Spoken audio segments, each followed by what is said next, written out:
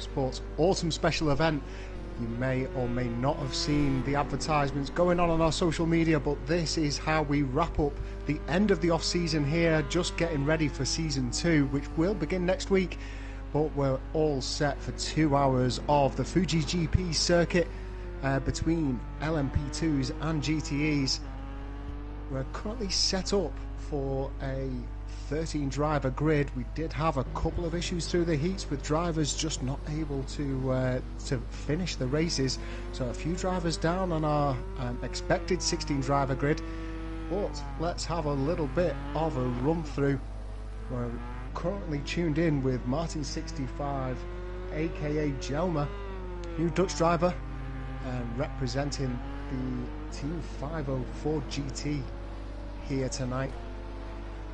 Pretty good, but we are getting the first of the times coming in 16 minutes remaining of our qualification session here. Did begin up at 20, but it looks as though Giacomo was having some issues with his internet connection.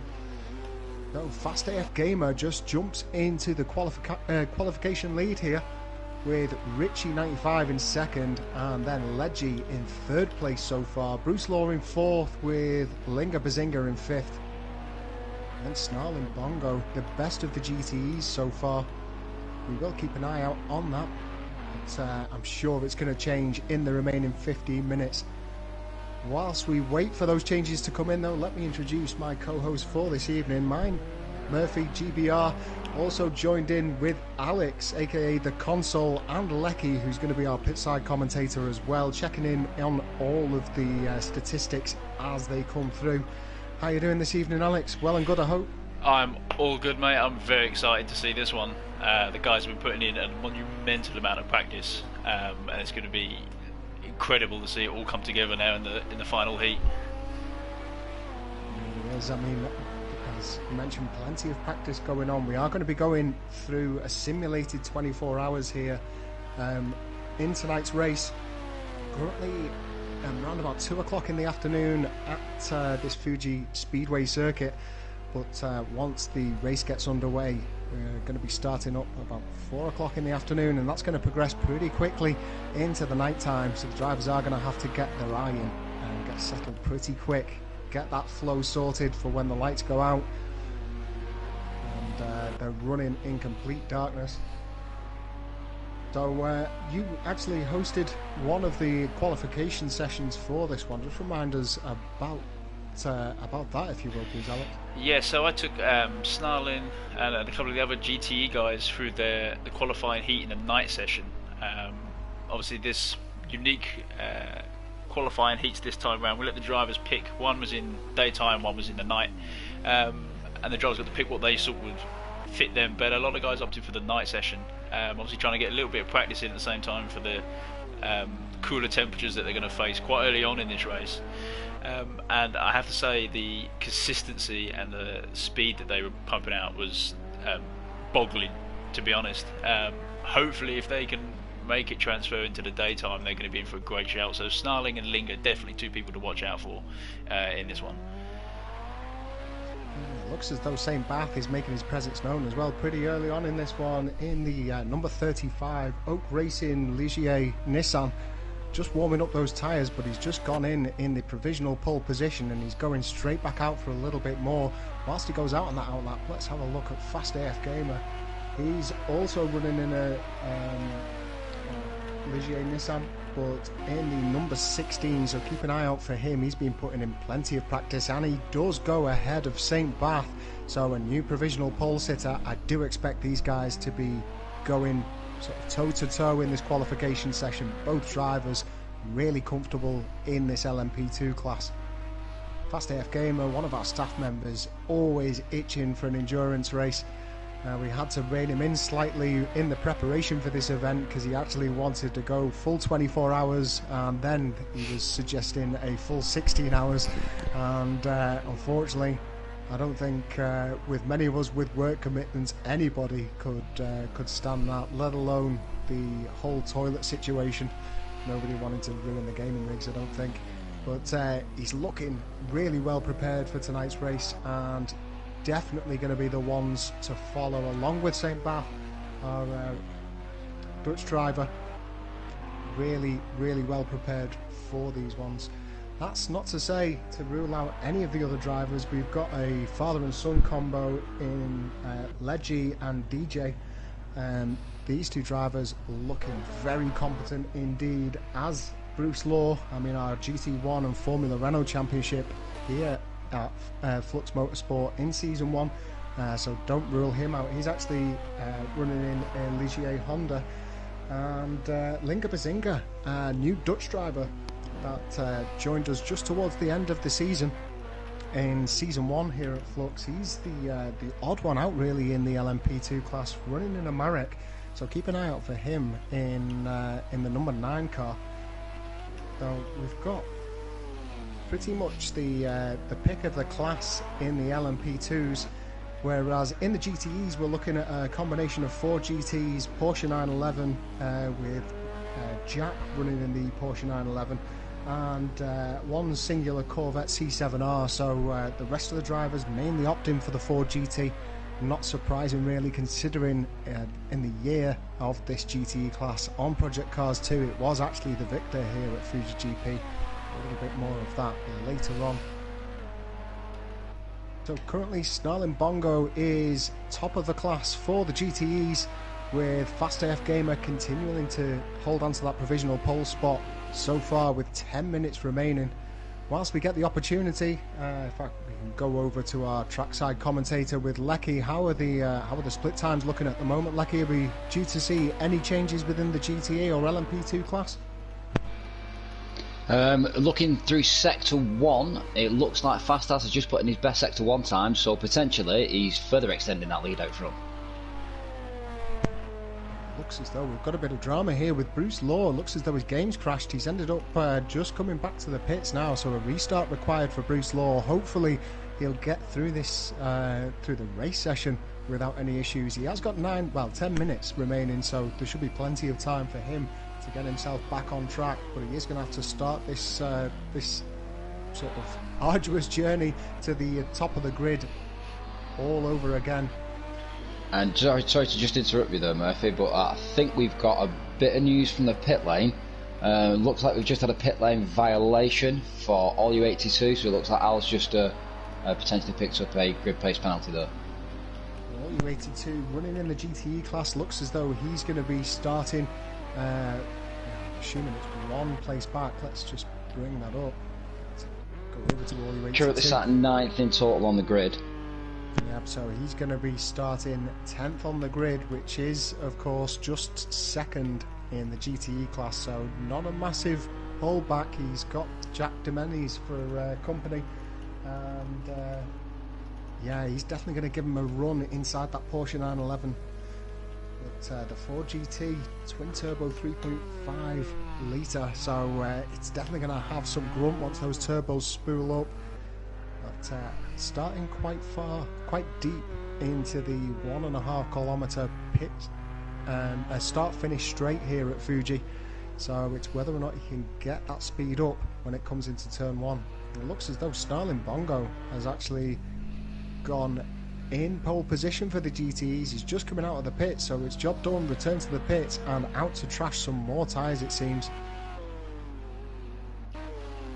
Let's head back on over to our LMP2 class. Fast AF Gamer still top of the pops on that one, and it looks as though Bruce Law has entered the fray once again, so keep an eye out on Bruce Law. Currently sat in 13th on our standings board there on the left hand side of your screen, but he'll get himself out on track as quick as possible, and we'll see where he can end up. 8 minutes remaining of this qualification session, and then we'll be getting ourselves underway for the grand finale. And what is quite funny to see is that Fast AF and St Bath, both podium holders in the GT3 Championship through Season 1, are just picking up exactly where they left off, coming into the LMP2 event as well. Not willing to let anyone sort of get a leg up on each other. That's true. I couldn't agree more with you, Alex. But we just have had Bruce leave the pit lane, so I think Bruce has managed to get himself back into the lobby and reconnected. So we might have a third contender in that mix now. In case you missed any of the action from Season 1 here at Flux Motorsport in that GT3 class. We had both Fast AF Gamer, St. Bath and Bruce Law going toe-to-toe. Bruce Law ended up narrowly missing out to St. Bath in the end. And Fast AF Gamer wasn't too far away either, I don't believe. So long as I've got those positions right. Just having a quick check now. But if you did miss out on any of the action here at Flux throughout Season 1, if you subscribe to our YouTube channel, you'll be able to see all of the playlists there, split up into category from all of our 3 championships through last season. Things are going to be a little bit different here at Flux Motorsport. Going into Season 2, we do start on Tuesday with the return of the Touring Car Championship, and then Thursday will remain as our GT1 spot, but then Saturday afternoons our drivers can look forward to some LMP2 action. Currently not being broadcast, but then of course the old firm favourite of the GT3s on Sunday. You'll be able to join both myself and the console on the mic for that one. Well, as we continue on, it looks as though Snarling Bongo continues to be top of the GTE class. Fast AF Gamer continuing to hold on to his provisional pole position. And let's flip on over now to Bruce Law. Let's have a look how he's getting on what must now be an outlap, I presume.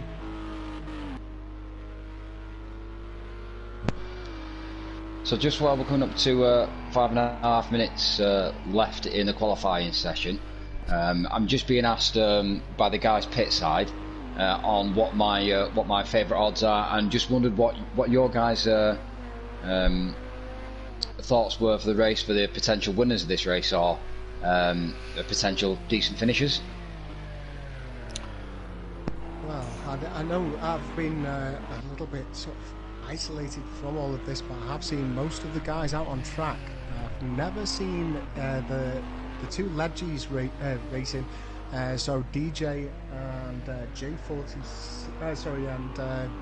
and 074 are the markers who are currently 4th and 6th in the LMP2s at the moment. Not seen those guys race, but to be honest, I quite fancy Fast AF Gamer just for the amount of preparation that he's put in, and I did catch his racing with both Bruce Law and Linga Bazinga in the qualifying for this special event, and he just looked really quick.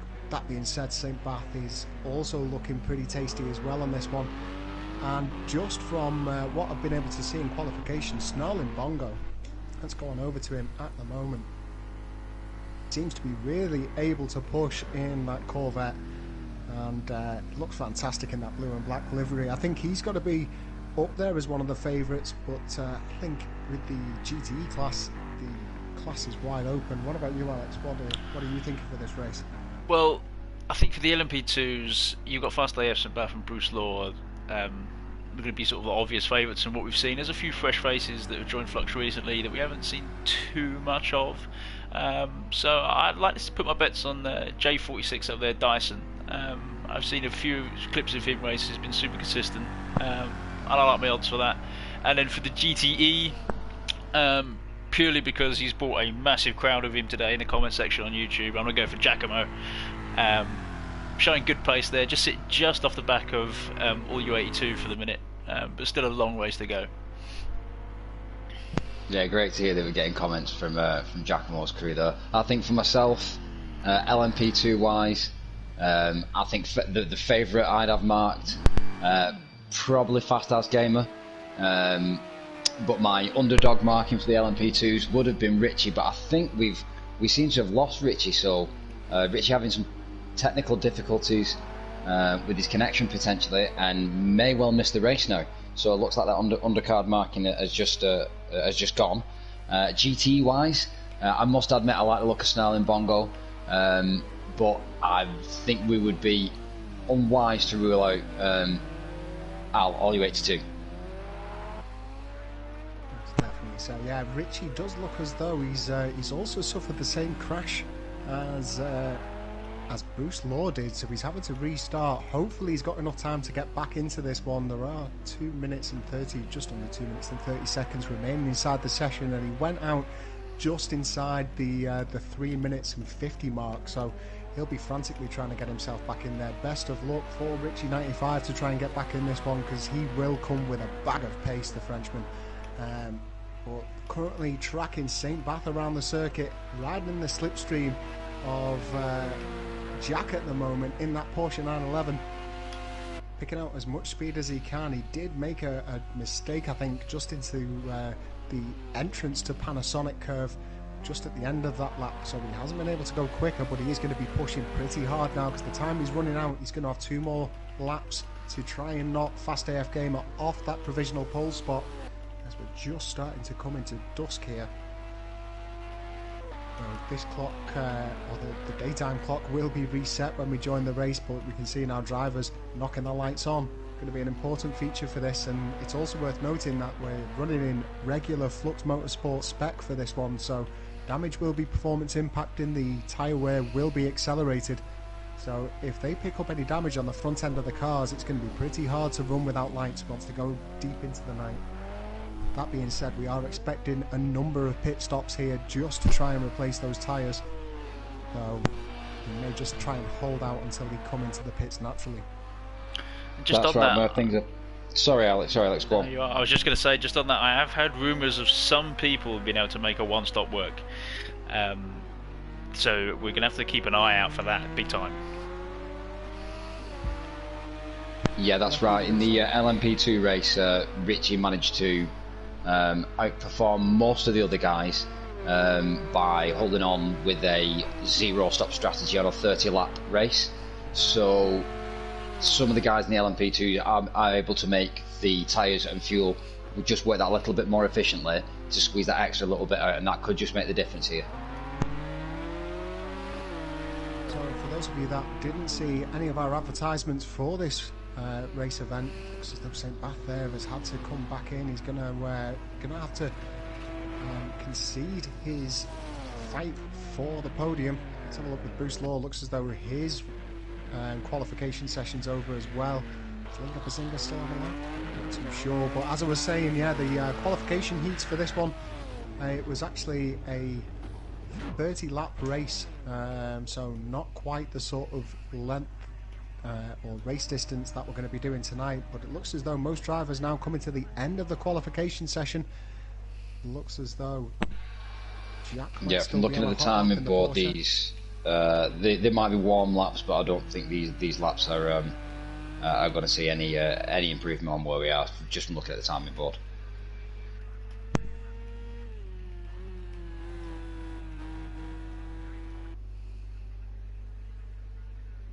So a big shout out to everybody currently watching the stream. Great to see you on a Sunday evening.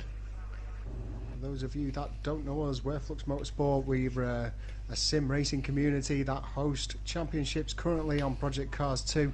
If you want a little bit more information, then just head on over to our website. It's www.fluxmotorsport.com. But on to tonight's state of affairs. Fast AF Gamer takes the pole position in the LMP2s with St. Bath in second, Bruce Law in third, and Linga Bazinga in fourth. And then Leggy makes up fifth place with J46 Dyson in sixth, and then Father Ledge in seventh place, making up the back of that grid. Doesn't look as though Richie was able to get back into this one. We'll have to wait and see, but it does look as though Richie is our first casualty of the evening.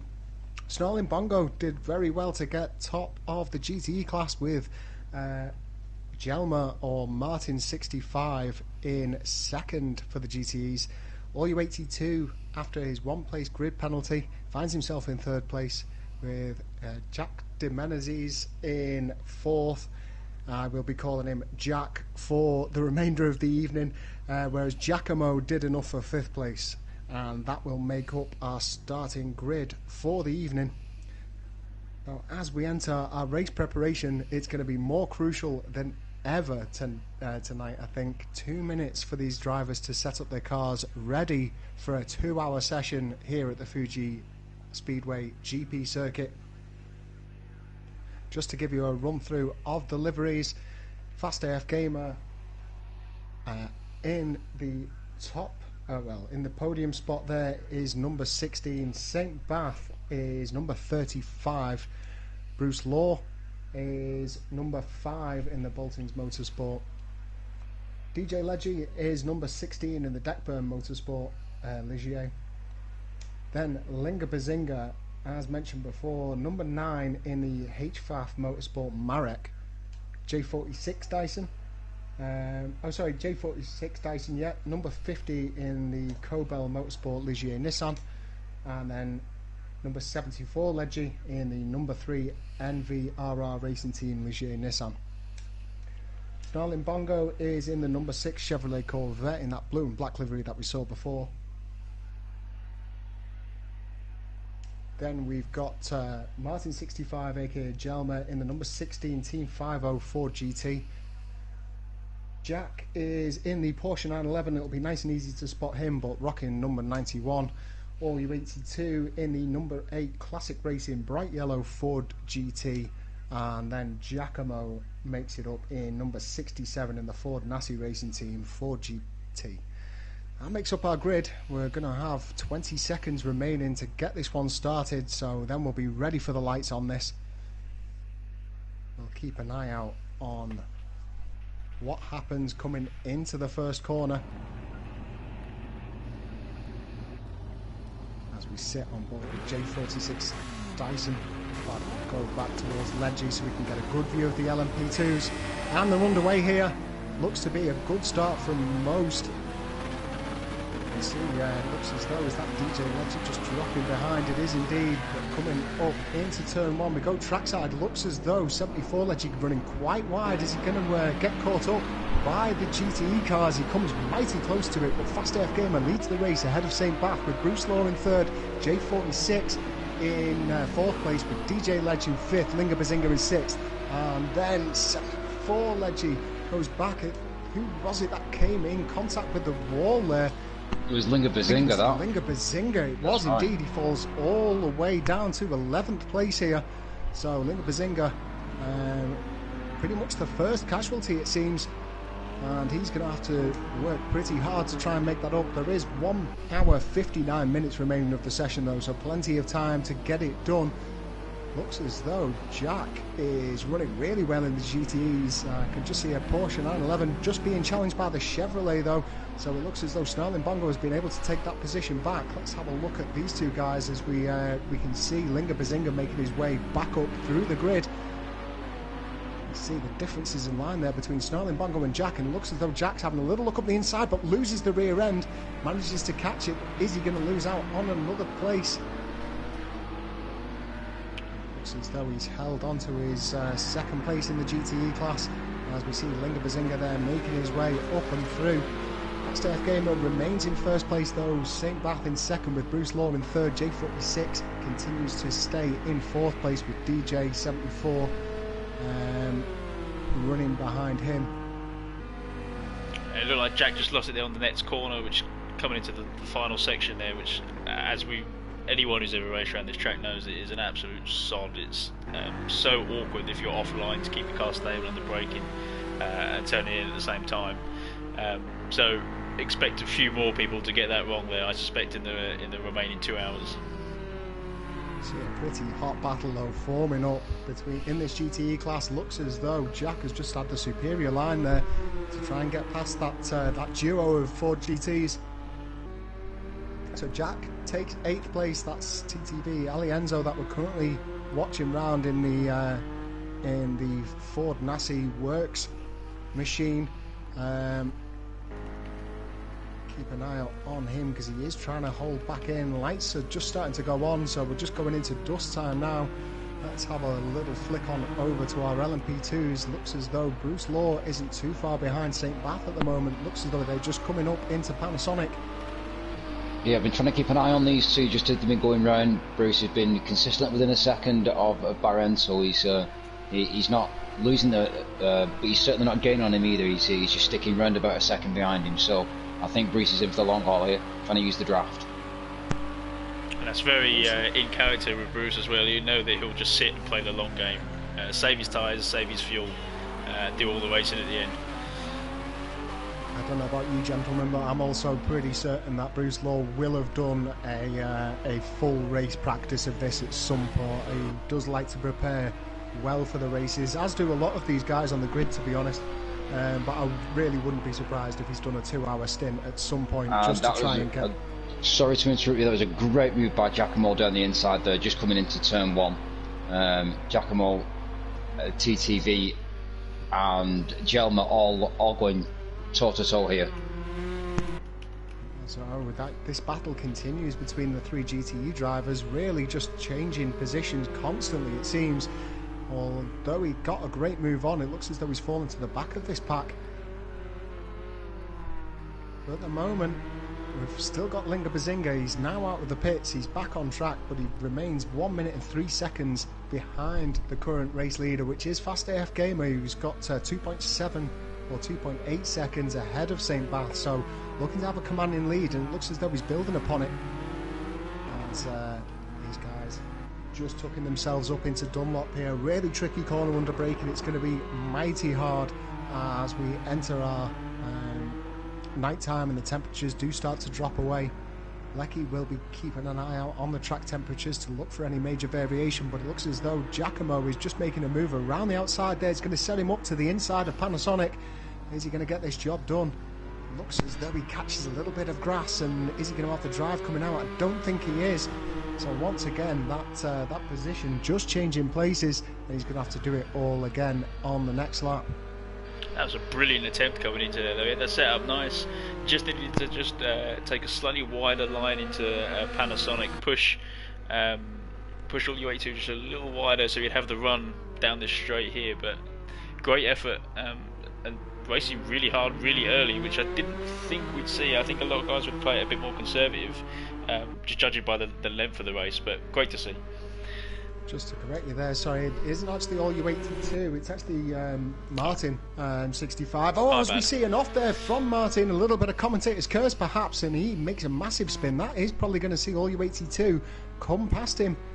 Is he going to see it? There it is. So all U82 comes past. Let's have a look at Martin. He is back on the straight and narrow now, but he does fall to the back of the GTE grid with only Linga Bazinga behind, who suffered a little bit of damage on that first time around.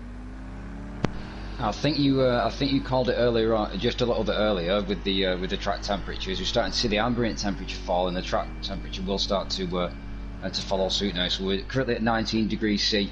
I will keep an eye on that, but do bear in mind the forecast is clear, which does mean the temperature will drop quite quickly.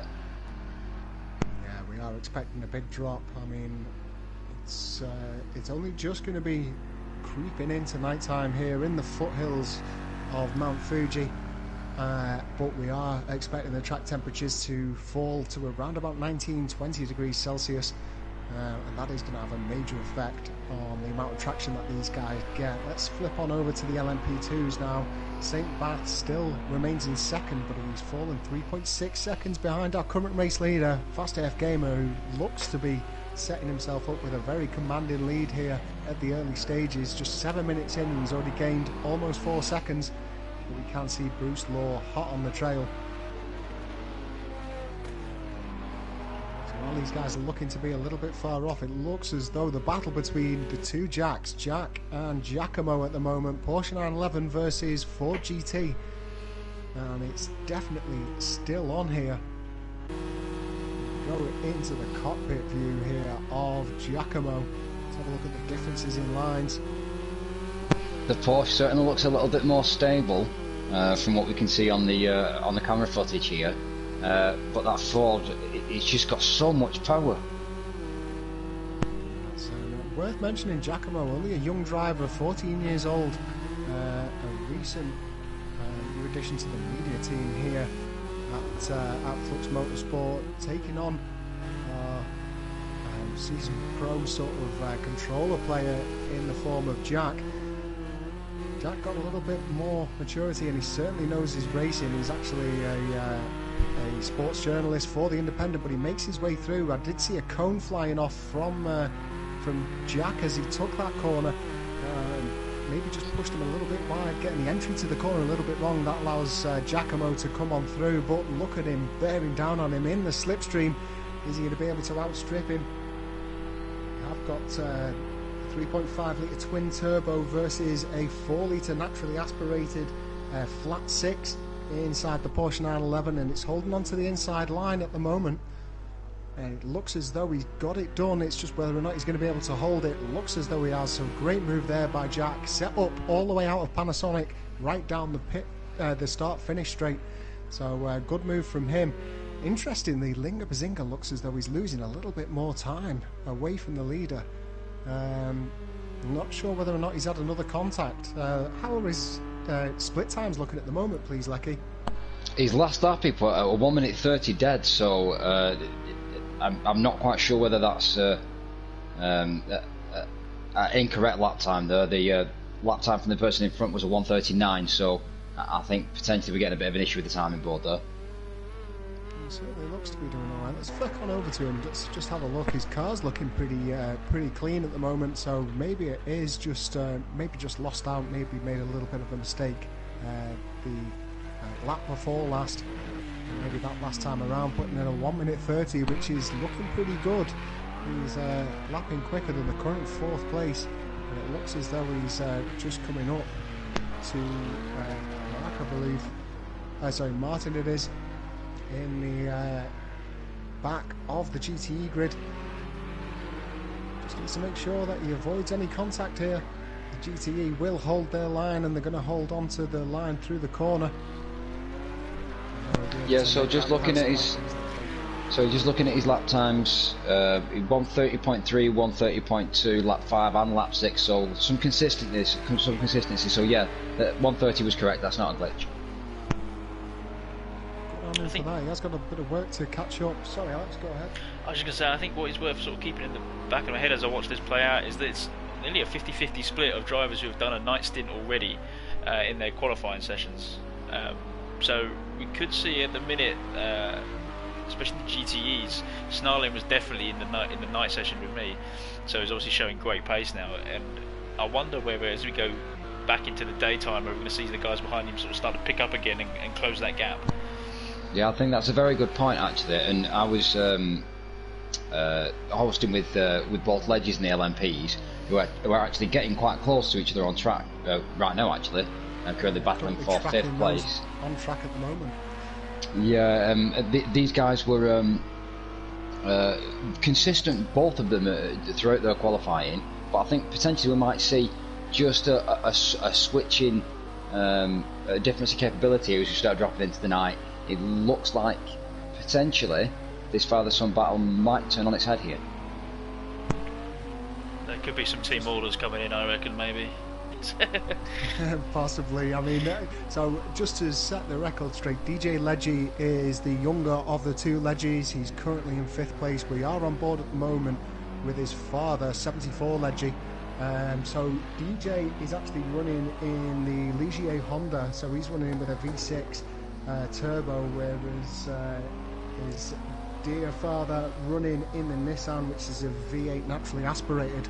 So long as DJ can keep that turbo spooled up, should be able to see him pulling away. There is a slight weight difference between the two, so the V6 actually weighing a little bit more than the V8, so obviously the additional intercoolers and turbos adding a little bit too much on as we see that turbo spool up and DJ just pulling away ever so slightly when it comes down to the start-finish straight. Yeah, 1:30.7s for Father Legier on the previous lap, and a little bit slower for DJ, but they've literally just gone over the timing line as I said it, and DJ's putting a much quicker lap that time, 1:30.2s, so back on form again. So I think potentially just starting to slow each other down actually. DJ they're having to defend from his dad. From my experience with these two, I think that DJ potentially does have a little bit more out and out speed. I think he's just got that little bit more youth on his side, but as expected his dad does have a little bit more patience and experience, and that does seem to pay off a little bit more in these races.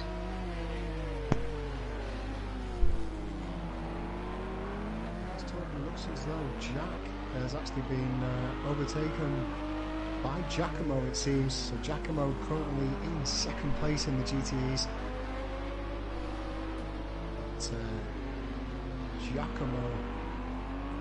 Jack is trying to close up on that one.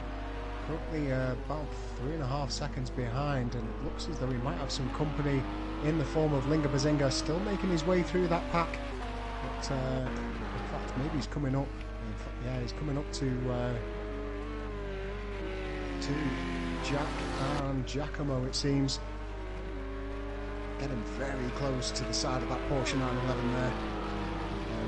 He eases past the other two, and he continues his romp on just to try and make up the difference from what he lost out on very early on in this race. Linga Bazinga is a Dutchman, along with quite a few other drivers that were on the grid. So St. Bath, St. Bath, Linga Bazinga, Snelling Bango, and Jelma, aka Martin, all hailing from Holland and making up a good proportion of this grid.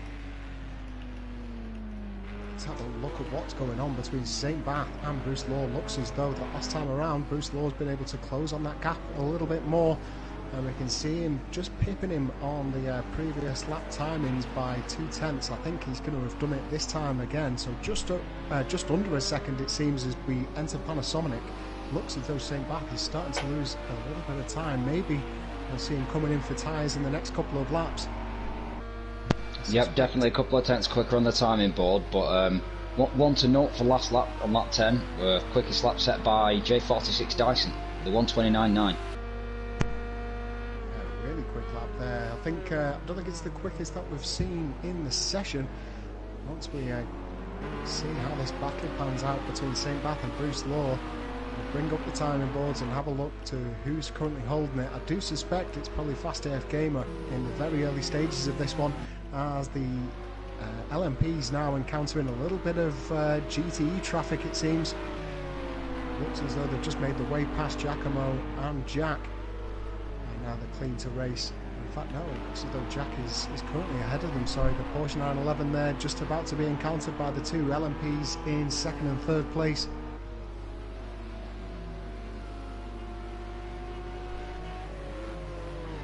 Giacomo moves over to the side as they go into the braking zones of Dunlop. And all drivers through nice and clean, which is what we want to see with the remaining 1 hour and 44 minutes of this race to go. Fast AF Gamer continues to dominate with 5 seconds ahead, but anything can happen in these endurance races. He's going to have to keep his head on his shoulders pretty firmly if he wants to get all the way through to the bottom of this one. Let's just bring up the timing boards as we flick over to him. So fastest lap has indeed been set by Fast AF Gamer, currently on a 1:28.741. Let's get back over to that battle between Bruce Law and St. Bath though. No time in it whatsoever as we see Bruce Law just having a little look around the inside and outside of St. Bath, just trying to make his presence known and apply that little bit of pressure.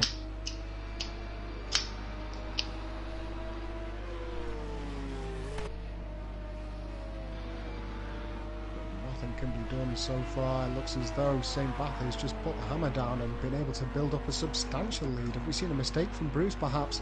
Because he's certainly losing a bit of time away from the Dutchman at the moment. That gap has gone from around about 0.3 to 1.8, so definitely lost a little bit of time coming through that first sector. Just to bring your attention to the 5th, 6th place battle, these two are getting heavily involved with the GTE cars as they come in to lap them, so this is getting quite tasty now. This is the two leggies on track, 74 and DJ. Looks as though they might have got through the GTEs that Lecky was just talking about there. That we can just see, I think that might be the Ford GT of Snarl Bongo, I think. But yeah, just to remind these guys that whilst they are in the multi-class racing, it is the responsibility of the quicker LMP cars to manoeuvre around the GTE cars whilst under blue flag, but it does make it terribly difficult when you're fighting with the guy in front and you've got two guys in front of you in the same class that are also fighting. It does start to become a bit of a nightmare. 1 hour and 41 minutes remaining of this race. There hasn't been much change in the grid in the LMP2s. We are watching the two legends battling it out ever so slightly, but that looks to have just cooled down a little bit. GTEs are also looking settled, so whilst we've got that, let us segue into how you can join Flux Motorsport if you haven't already. We offer a range of services. Basically, we're currently running 4 weekly championships over an 8-week season, but you can also get involved in our regular community challenges, as we see 74 Leggy there just making his way up to Giacomo. But in addition to the regular challenges, which are set every week by our current race leader, actually Fast AF Gamer, you can also get involved in just some good old-fashioned clean sim racing. If you're fed up of getting hit by the public lobbyists, we give you a nice open space to make sure that you're driving with some clean competitive racers. If this all sounds like it's what you want, then head on over to www.fluxmotorsport.com, and in the top right hand side of the screen you will be able to find a link to join up onto our Discord. But with that shameless plug done, let's continue to watch as 74 Leggy makes his way up the inside of Jack. Jack looks as though he's going to try and fall back into the slipstream, but the power differential being shown pretty positively there between the LMP and the GTE class. I thought for a second there that Porsche just held up DJ just enough for 74 to get a run onto him. But it looked like they've got it. It's so similar, these two. As I say, that it was a great move around the outside. They're side by side into turn 1 is no easy feat. Yeah, they're certainly not holding back. There's going to be a lot of respect between the two drivers, but they're not holding back any of the punches. It looks as though 74's got a great drive there going through 100R. I think he is holding back. I'm going to disagree with that. I'm going to say I think he is holding back. I think he's going to trying to give his son the benefit of the doubt, and I think it's only going to be a matter of time before, the wise old bull takes it. I think it's just a matter of time with these guys. Again, blistering speed from DJ, but the consistency of his dad, I think he's going to pay off here. It'll be interesting to know what real world racing experience these two guys have got, because I can imagine that there is a little bit going on. So 20 years difference between the two. Senior Leggy is 46 with his son DJ is 26, both of them from Great Britain. As we see 74 Leggy just getting a little bit untidy outside of Panasonic, and that gives DJ the advantage on the drag down into turn 1. I think he's going to wait until the last lap. I think he's going to prop him up all the way through, and then the last couple of laps he's going to make a move.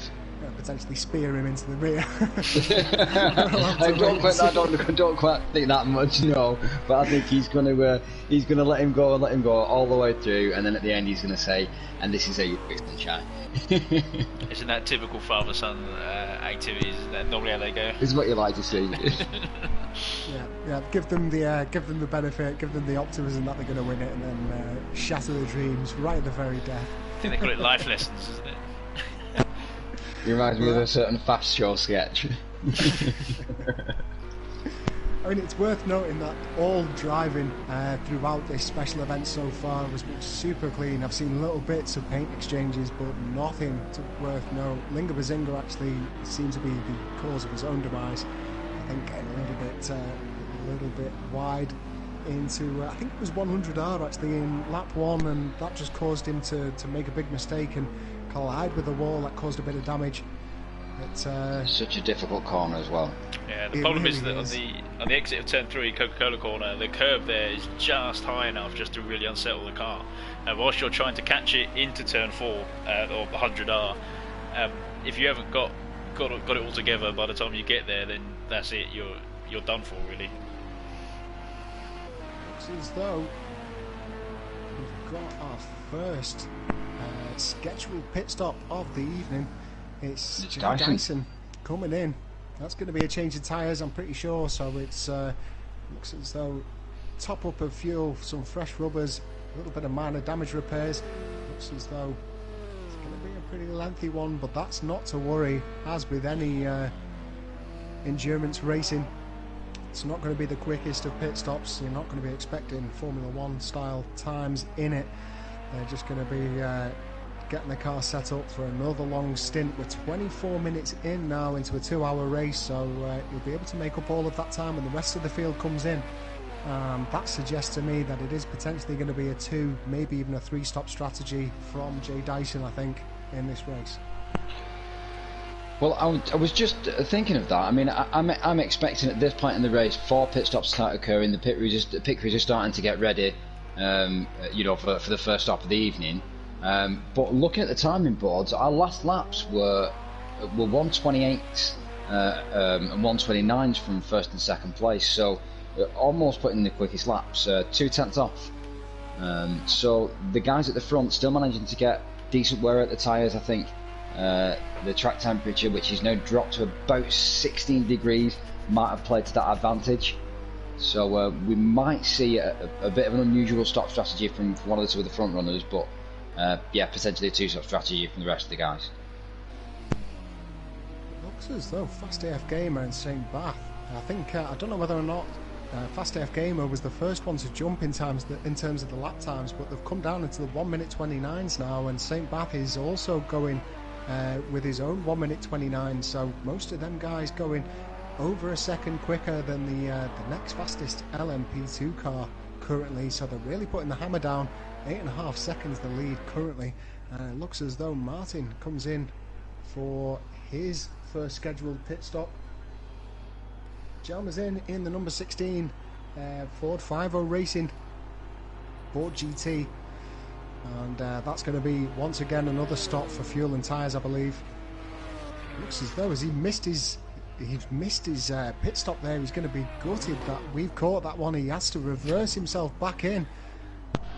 He's got a little bit too far in reverse as well. He's missed it again. He's missed it again. Oh, they're falling around in the pit lane here. It's not. He's going to be gutted that we've caught this on stream, I think, and maybe he's lost his gear as well. He's losing I think he stalled it. Hand over fist, stalled it, has to start if you can't it once find again. it, grind it. And there he is, finally in for those stops. So an absolute horror show there from Jelmer, and he has to basically suck it up and try and fight back with this one. So in the top of the GTE field, after we've seen that absolute calamity, let's have a look over to our current GTE leader in the form of Snarling Bongos, currently lapping a 1:39. Not quite as quick as Giacomo or All You 82 at the moment, but is looking pretty comfortable with 9.5 seconds ahead of the second place Jack. And I think we can just make out the Porsche 911 of Jack there in the background. But Snarling Bongo is just going to want to keep it slow and steady, I think, through this one.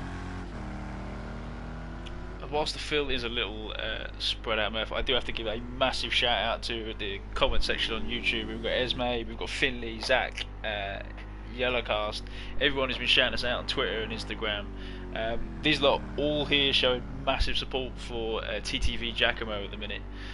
He's brought essentially an entire grandstand of fans with him. They're all sitting here shouting his comments now, either flooding in as we speak. So big love to all of them. Taste master, Tom. Yeah, I think all of Giacomo's fans are socially distant, so we don't want to see any negative comments about those. But great to see you guys, and great to see the support for Giacomo on this one. You can see them even dabbing in the comment section at the moment.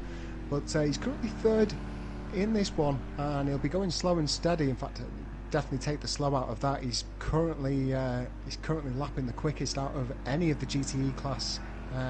Not too far away either. Looks as though he's just coming up to the rear end of Jack, it seems, and there he is, just coming through nets, it seems, on the run up to Panasonic.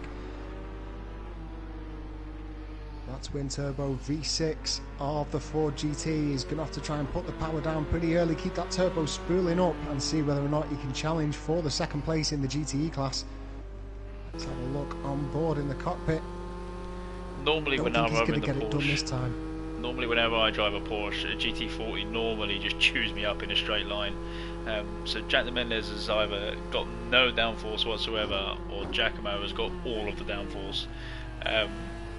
Either way, it's making for good racing for us. It looks as though under braking, Giacomo looked to gain a load of distance there up into braking into turn 1. Let's see what he can do through Coca-Cola. Looks as though he runs a little bit wide, just ever so slightly sloppy, and that's allowed Jack to build up a little bit of a lead. But we will keep on top of this battle. It's been present all the way through from the start of this race. Well, we've currently got 3 battles out on group. We've got the battle for 4th and 5th spot, which is currently going side by side on the pit straight. Then we've got the battle between Linga Bazinga and Snell and Bongo that are very close to each other on a track just coming up to time in sector 2. And then we've got Giacomo and Jack, which obviously we've just seen. So 3 different battles going out on track here. As we see, who was that just got a little bit wide? Was that a Ford GT that I saw coming off, or was it the LMP2 ahead? Just missed it as I was checking through the notes. It looks as though Linga Bazinga is just making his way up the inside, and he comes together with contact. Jack. And his contact looks as though he got away with it. It looked as though Linga Bazinga just coming in a little bit too hot there into the pretty tricky Panasonic corner. You don't want to be taking up the inside of that one. He makes a little bit of contact again. He needs to be careful there, Linga Bazinga. But he is now through the rest of the grid. He's pushing hard to try and make up the difference. And he looks as though he's now going to be coming up to the back of J46 Dyson after his pit stop. But yeah, two little moments, heart-stopping moments of contact there. But Jack and Giacomo continue to race on. Yeah, with that swerve that he did on the pit straight there. Now, I've seen police officers get very upset with you drive like that on the motorway. Giacomo just got spun around there, yeah? Yeah, it looked as though I didn't see whether or not there was contact or whether or not it was just a bit of a mistake. I think he got a little bit caught up in one of the LMP2 cars there on the inside. Maybe just didn't see him coming into turn 3 there. That'd be a shame if he's picked up any damage. He was having a really good run. He was. I think it's probably quite a good time to pick up damage, depending on what his pit strategy was. It could be a good time just to come in and get some fresh rubber and top up his fuel. I'm not sure what the fuel capacity is for these Ford GTs, but they're going to be running a little bit low at the moment. Lap 21 now. In fact, it's going to be lap 20, I think, for the GTEs. So they're going to be coming close to an empty tank. And all drivers will have had to make sure that they've got their pit strategy set up to come in for a full tank of fuel, I'm sure. And that looks as though it's St. Bath just making his way up to Giacomo now. Distinctive pink and black livery. This would be the one that the console went for if it was going to run in a Ligier Nissan. It's a well-known fact, gentlemen, that pink cars do go faster. Sabath probably wished it went with black wheels. Is that correct? He probably wished it went a little bit faster than what it currently does at the minute. It looks as though Bruce Law is coming into the pits. He's going to be coming in for fuel and tyres. Don't think he's going to have any damage unless he's picked it up in the late stages. But he's been running really well. He was coming in at probably just the wrong time as well. He's eked himself into the 1 minute and 29 laps. So. He was just starting to find some really quick form there, but he has to come in to make that stop. Let's have a look at DJ Leggy at the moment. He's still, in fact, it looks as though 74 Leggy has been able to get past him at some point as they come past Bruce Law to take 3rd and 4th position respectively. But DJ now trailing his father with 1 hour and 27 minutes. Yeah, I think that was the battle at the end of lap 20, where that manoeuvre was made, just as we were coming through onto a Panasonic. Not too far away, but looks as though 74 Leggy's been able to build up over a second since, so he's going to try and maintain that sort of 1 second margin, keep himself out of the slipstream on the run out of Panasonic. Down onto that long start-finish straight. Looks as though Linga Bazinga is back into the pits, ladies and gents. Linga Bazinga in for his 2nd pit stop of the evening. whilst we flip over to him, let's have a look at the penalties so far. So it looks as though Snarling Bongo has picked up a second, Jack has got 2 seconds, and Martin65 with a second also. So Giacomo's in the pits now. Coming to the end, and Giacomo comes into the pits looking to get some damage repairs. Currently running a Ford GT Cyclops, so he's going to get that light repaired, get himself with full vision as we see it popping back on. It's going to be a relatively lengthy pit stop, I think, for Giacomo, longer than he would have wanted to repair that damage, but we've seen the pace of him. I think none of the other GTE cars yet to come on for a scheduled stop, apart from did Jelma come in earlier on? Was it Martin that came in? So hopefully he'll stay above that, and then he'll be able to make up the rest of the lead as the race progresses. And Lecky, you might be able to have a slightly better view of it than we do, but it looks like these guys aren't taking tyres yet. It looks like it's just fuel and damage at the minute. At this stage, I haven't seen any tyres get applied. No, the covers have stayed on at this stage. The guys have gone out with the tyres, I think, almost to just in case they get orders from the driver at that point in time. But as of this stage, no tyres have been fitted to the cars. So if we're just going in for fuel, that means 35. We could be seeing probably a 3-stopper, just on fuel for some of these guys. Probably tyres being changed in the sort of morning as night disappears. They'll shred the tyres and get some new ones ready for the daytime stint. But we're definitely going to see a few more stops for fuel, probably.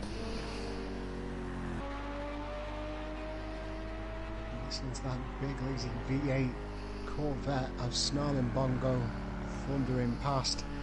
He's got an 11-second lead now to Jack, 11.5-second lead to Jack, so he's looking pretty comfortable in first place at the moment, Snarling Bongo. Anything can happen. He hasn't yet come into the pit, so we'll keep an eye out for when he does go in. Looks as though Bruce Law currently got a warning from the race director. I wonder whether or not that was for a pit lane violation as he's come back out, because he has just left the pits. Let's just bring up the timing boards. Doesn't look as though any penalties have been applied. In fact, I spoke too soon. 1 second penalty applied to Bruce Law. I don't think it's going to make too much of a difference. Most of the drivers currently separated by longer than a second. As we're all spaced out, let's have a look at our current race leader, the LMP2 of Fast AF Gamer. Looks as though he's just encountering a backmarker there in the LMP2 class.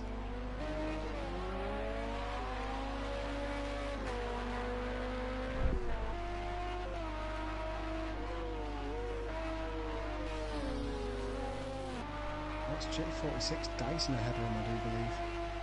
And there's yellow livery number 50 Cobel Motorsport Ligier.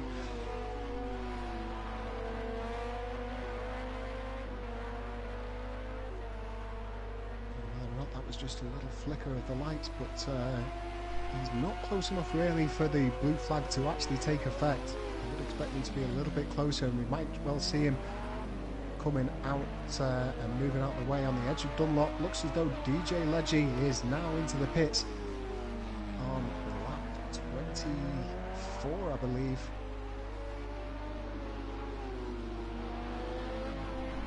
Fast AF Gamer still not getting close up enough to J46 Dyson for him to have to move out of the way. J46 Dyson has pitted, as has Langdon Bazinga a couple of times.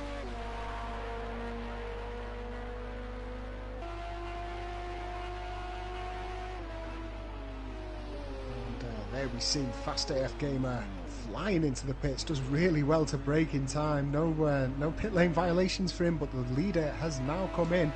Let's have a look. St. Bath continues to remain out on track at the moment. Let's have a look at Fast AF Gamer, see whether or not he's coming in for tyres or not. He has been absolutely shredding. Looks as though, it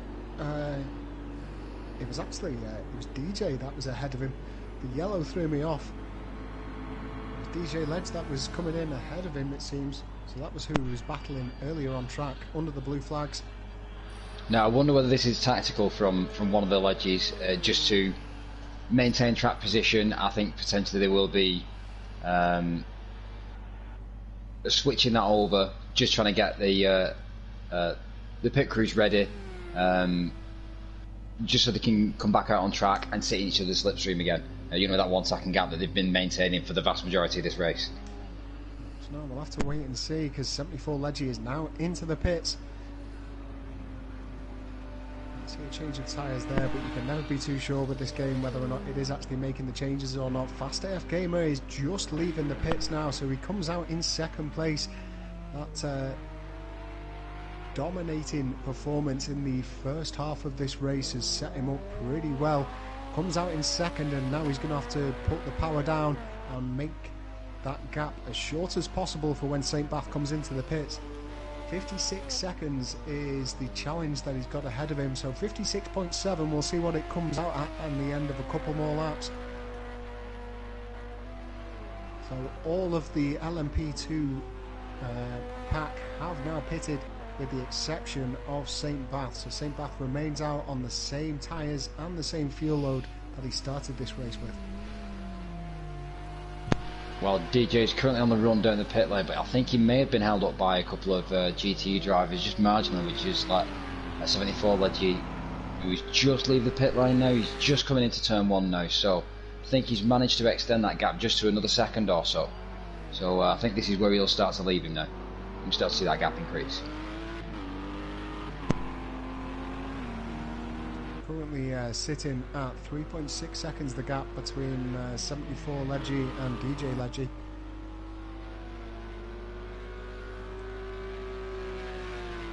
As Jack de Menezes comes into the pits, currently sat in second place in the GTE class. Now that's going to allow all your 82 and Jelma and potentially Giacomo to make gains on him. So just taking a look at the thermometer whilst we're in the pit lane, current temperature is static around about 17 degrees, and that's giving us a track temperature of around about 16 degrees, and that's maintained there for the last few laps now. So I think that's about as low as we're going to drop for this evening. We should start to see that pick back up again. I think the question just is, how warm is it going to get? Because that's definitely going to make a difference to when the guys are going to want to make a pit stop when it comes to the latter stage of the race, when the sun starts to bake the track. It won't be immediately. It'll be after about 9 AM, after the sun's had taken its time to heat up the track, heat up the ground, and the tyres will then start feeling the effect of that. So as we start to come into the last 30 minutes of this race, I would have thought that's when we're going to start seeing a little bit of upset in people's tyres. So we're just seeing now Jack coming out of the pits, and he is at the back of the grid, so Giacomo has made up that extra place, but we saw the battling very early on between these two. It was pretty hotly contested. Let's see what happens in round 2 of this one. A lot of respect between the two drivers, and giving each other plenty of room, and it looks as though Snarling Bongo has entered the pit, so we are going to see a change, I think, in the GTE leader.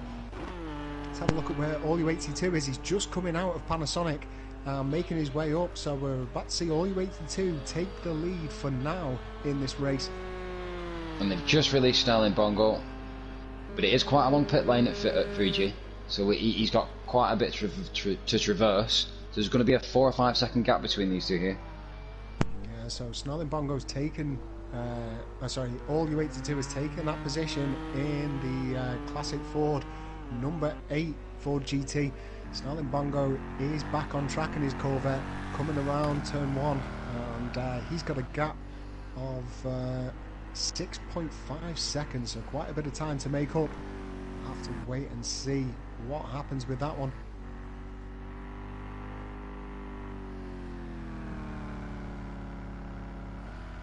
As though TTV and Jack are continuing to battle, less than a second between these two. Let's jump in the cockpit of the Porsche and let's have a look at how they take turn 1 differently. We saw previously Giacomo able to get much later on the brakes and carry a lot more speed through this turn, but Let's see what happens this time around. Looks to be pretty even, that gap maintained at 1.1 seconds at the moment. We'll wait and see how it goes, as a lot of our viewers currently going out for snacks, and I'm sure these drivers won't have anything else on their mind apart from getting to the end of this race unscathed. 1 hour and 16 minutes remaining of this race. Plenty of time for anything to happen. St. Bath continues to lead it, 54 seconds ahead of Fast AF Gamer, but he is yet to come into the pits so far in that number 35 Oak Racing Ligier. He is our current GT3 champ, so he is used to handling a lot of pressure from Fast AF Gamer and Bruce Law, and he's going to have to deal with it pretty well, because when he does come into the pits, he's going to have Fast AF and Bruce Law swarming around him, hungry to try and get hold of the first position by the time that timer reaches 0. Back over to our battle though. TTV, Giacomo and Jack Menezes currently battling it out. I did promise that I wouldn't say Jack's name because I'm absolutely butchering his surname, so I'll continue to go back to just Jack. Maybe not just Jack, I think that might have been a character on a film on Tropic Thunder. Maybe avoid that one. I'll stick to Jack. This is like we're just in hot water here, I think.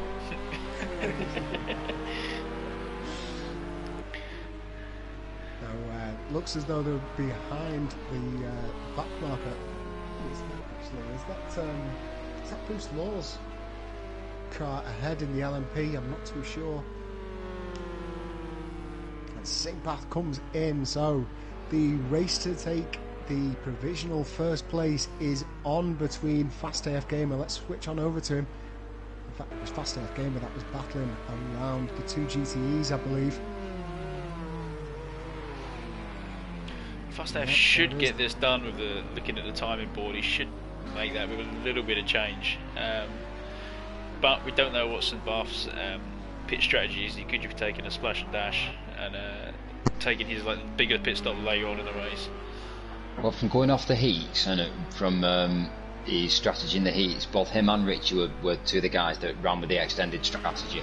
So I think there's extensive testing being done, in an endurance format. So I wouldn't be surprised to see those pushing it a little bit longer than we might expect. Here comes Fast AF. He's making his way up past St. Bath inside the pits, and you can see St. Bath just making his pit lane exit. So Fast AF takes the lead inside this race. We're going to see Bruce Law also able to make it. I don't think he is. In fact, he's definitely not. I think he's it's going to be coming into turn 1. Bruce is carrying some speed. I think you'll find Bruce Law is quite a distance behind him at the moment. There might have been another LMP2 that was on track, Lecky. I think Bruce Law quite a distance behind. Let's jump into the cockpit so we can try and see. Yeah, definitely nowhere near at the moment. It must have been another car. And it looks as though St. Bath just coming up to Jack and Giacomo, it seems, making his way around the outside with ease inside that LMP2 car, and holds on to the inside line, I think just coming through 300R on the run up to Dunlop. There it is, into the heavy braking of Dunlop, and the GTE car, just to remind you, is going to hold onto their line, allow the LMP2 to do all of the hard work with the extra power that they've got.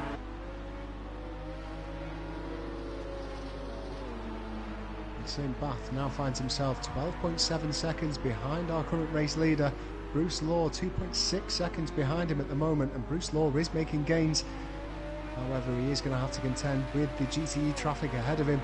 Looks as though we've got Jay Dyson just exiting the pits, it seems, so he's come in for another pit stop. Whether or not that is now the change of tyres, we'll have to wait and see. I think he might be able to switch on over and see what the current condition of those tyres is, but he just comes out into a bit of GTE traffic. Yep, tyres on the LMP2s are looking pretty consistent across the board. according to telemetry screens. Fast R's making his tyres work a little bit better than the other front runners, but as expected, both the LMP2 Leggy drivers have got a good consistent setup. I don't think they're the most blistering quick setups for this particular class of vehicle, but they certainly are consistent. So potentially downforce differences there, I'm thinking, from Seb Bath and Bruce Law. And it looks to be Sid Bath just on the back of Dyson there, I believe. I've got the cars way around, so Dyson's early pit stops has nearly got him lapped, which is never a great position to be in. No, certainly not. I mean, I think he's made 2 stops. I mean, that's gonna do it for you to get yourself lapped. But you are quite correct. St Bath is just hot on the trails, and it looks as though I thought Dyson was going to go back into the pits for a third time. He was just weaving over to the side, maybe starting to get a little bit of fatigue going in, because he certainly wasn't trying to push St Bath out of the slipstream. He was nowhere near. We saw just a little dart over to the right hand side of the circuit. He must have forgot his sandwich or his drink. yeah, maybe just having a quick bite as he goes around, reaching over.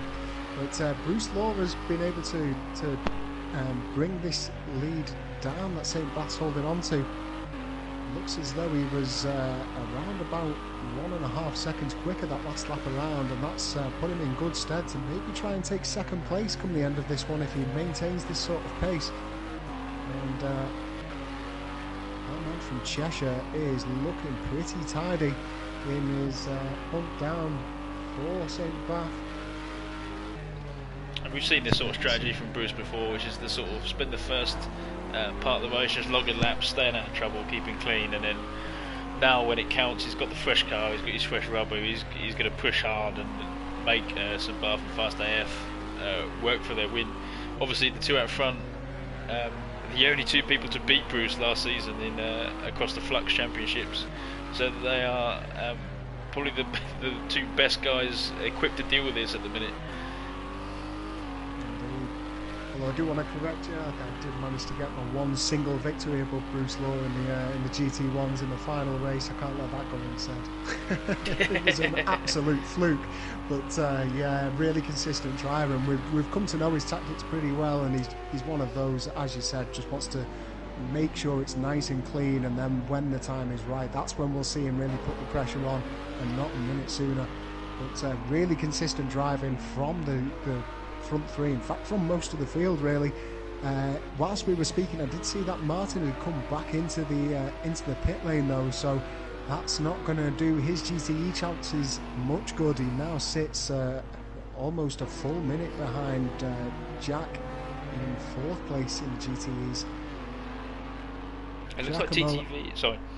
I was just going to say TTV, or Giacomo, and his posse of supporters have still got a fighting chance for him to do quite well in this one. He's let's just have a look, 23 seconds currently behind LU82, which sits him not much behind Snarling Bongo for the lead. A couple of pit stops or a little bit of damage, and he'll find himself at the front of that grid. Go ahead. And he has pulled out a reasonable gap on Jack behind him as well. So Jack obviously in this second stint not quite having the pace or being able to put the pressure on like he'd like, but Giacomo's group in the YouTube comments are going to be well happy with this. Yeah, the 137's on the timing board from Giacomo and Jack, high 137s, which is considerably quicker than Alan Snarling in front, which we're putting in 138s and 143 actually last lap for Al. So I suspect that if they continue in the same vein, both Jacks will be right back up with these 2 pretty quickly.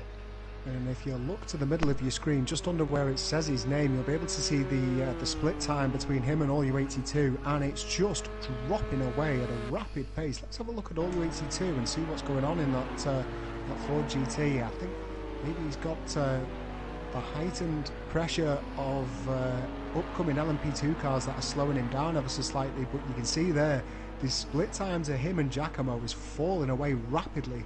Whether or not this is maybe him running out of fuel and having to switch to a leaner setup, or maybe his tyres are going off ever so slightly, I'm not too sure. We'll be able to see now that he's away from all of the traffic of the LMP2s, whether or not he can build upon this, or whether or not we're going to see Giacomo continue to rein him in. And whilst we are here, it's worth giving a shout out to Lucy, who's been in the comment section. Amongst all the Giacomo supporters, she has been waving LU82's flag. So he's got some love out in the comment section as well. Yeah, good to see it. And he's going well at the moment, LU82. He's looking pretty strong, hopefully. I mean, you have a look, Giacomo is still gaining, but he is making gains upon Snarling Bongo in first place. Here and there, it does look as though down the start finish straight though. The difference between that Corvette and the Ford GT making its presence known. Yeah, my underdog card for this competition, LU82 in the GTE. So great to see him do well, so we don't have to eat my words and drink out the shoe. So. Maybe that's something that we need to write into the next special event here at Flux, that any winner must do a shoey. Yeah, the compulsory shoey. Yeah. And the person in last place has to do it with one of my shoes. Oh God. As we progress on through, Fast AF Gamer continues to dominate. He's found himself 19 seconds ahead of St. Bath after that most recent pit stop from the Dutchman. Bruce Law is still hot on the trail of St. Bath in third place. Then we've got a considerable gap. Almost contact there, just as they're going past. Sorry to interrupt you there, just as Bruce was going past, and I think that's Dyson that's just behind him, just coming past the black and blue Corvette of Starling Bongo. Almost contact there as Dyson tried to stick it down the inside, just managed to get through though, cleanly I think. There's definitely Dyson in the yellow LMP2 behind him. All drivers are going to have to try and keep themselves clean. There's still an hour and 4 minutes remaining inside this race. You don't want any unplanned pit stops to catch you out through any of this. So just whilst I'm here at the board, sorry Alex, I just give a quick rundown of the penalties we've got. Bruce Law so far with a 1 second penalty. We've got Linga Bazinga with a 1 second penalty, Snelling Bongo also with a 1 second, and Giacomo. The other Jack picking up a 2 second penalty, and Jan with a 1 second penalty also. Sorry Alex. I was just going to say, coming up to the hour mark, it's something that often gets forgotten about. A lot of the guys who are driving on rigs, with wheels and stuff, are going to be starting to feel it all in the shoulders and in the upper legs and stuff now. So them guys struggling to keep this sort of concentration up is going to start to set in, which we might see more and more mistakes start to creep in. Let's not forget as well though, we have got a few drivers currently operating on a control pad, and it'd be interesting to know whether or not they're using the analog sticks or the D-pad, because I know if it's analog sticks, your thumbs are really going to start cramping up. Much like, whenever I do a long stint, it's more my grip that seems to go on the wheel. Perhaps that's just my weak grip, but yeah, I think we've got Jack who's running on a pad. I'm trying to think of the other drivers as well that might be operating on it. I know Richie would be, but unfortunately Richie got crashed out in the qualification session. It's a massive shame. The Frenchman would have run really well on this one. Just noticing as well that Tibby has entered the channel at the moment. He's putting support out to Bar End, aka St. Bath, and Giacomo for this one. It looks as though he's also supporting his Dutch comrades. Tibby just missing out, I think, on the qualification to this final. But you'll be able to see him competing in the upcoming championships in season 2. That's right, Murphy, 5th place in his heats, only just missed out. Really unfortunate. Had a good run in, was fighting with both ledges. He could have had 3rd place. He could have had 5th place. It could have gone either way. And unfortunately, a little bit of damage that he picked up 3/4 of the way through the race. Just seeing him miss out in that particular heat. So, but yeah, great driving from Tibet, and it's a shame to not see him in this final actually. It is indeed. It looks as though Giacomo is coming in for another pit stop. Looks as though that front right headlight really taking a beating tonight. Going to run out of bulbs soon, and he almost had a catastrophe just overshooting his pit lane, but he managed to rein it back in, get himself reversed in, and not much time lost there. Not suffering the same fate that we saw earlier on with Martin. We'll want to forget that in a hurry. I think you're right, Murph. This one looks like it's just for damage as well, although around this sort of time I would be expecting him to take fuel and maybe tyres if he hasn't already, judging on the pit stops we've had previous. That's right, well, we haven't seen any of the drivers come in for pit stops, but as I mentioned earlier, this game is a little bit buggy when we're viewing in broadcast mode, so you can't always see the tyres going on despite them being changed. So I can only assume that some of these drivers will have changed for tyres. We're on 39 laps at the moment, just at the halfway point, so we're going to be looking at around about 80 laps, and I can't see any set of tyres lasting for that long.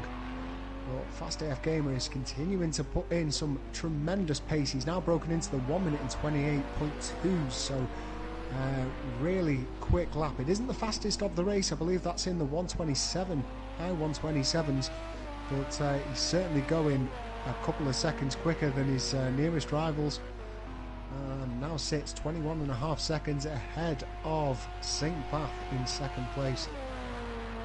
I do have a quick question for Lecky, is that the track is probably starting to heat back up now as we come out of the night session towards the morning, so we should be able to see these guys' lap times start to come down. Lecky's got all the telemetry in front of him.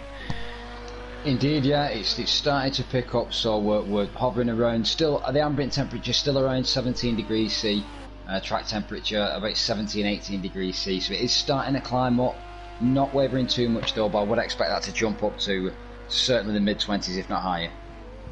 So that's going to be interesting for any of the drivers that haven't changed the tyres so far. The tyres are definitely going to be worn, but they are probably going to be cold as well at that sort of temperature.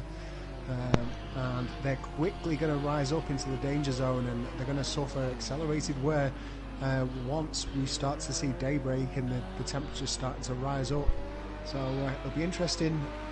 I'm almost expecting a flurry of pit stops, maybe into an hour or two of simulated time into daylight.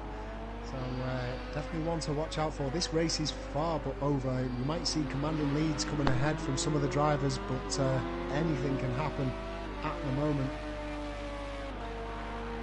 Let's jump over to Giacomo once again. We saw him coming in for a second pit stop. You can see Fast AF Gamer just approaching on the rear of him. But I just want to see the difference between himself and Martin as Fast AF Gamer makes his way up onto the inside. It's going to be an easy pass, speed difference being huge between these cars.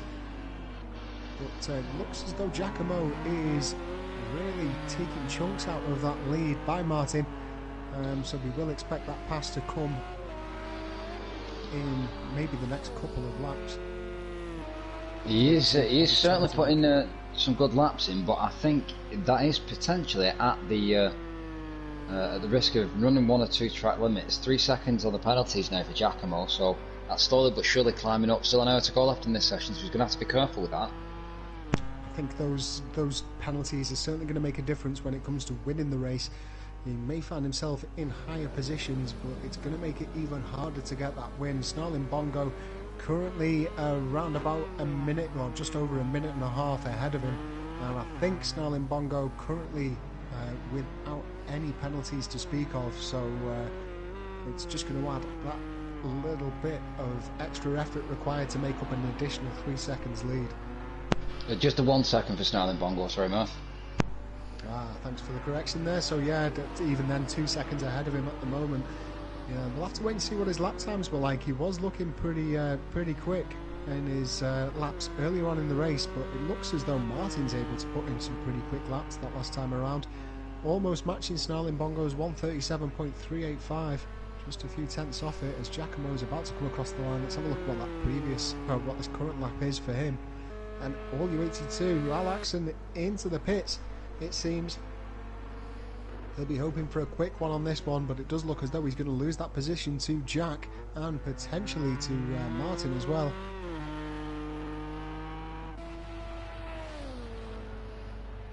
A little bit of scuffing, I think, on the front left of that car, but no major damage to be seen. Sorry, go ahead, Alex. I'd say this is like fuel, but again, I'd expect that to be tyres as well.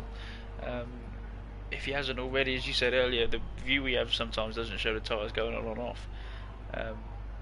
But I would strongly think that sort of around now, the tyres, especially on accelerated tyre wear, would start to have gone off, if not be gone completely by now.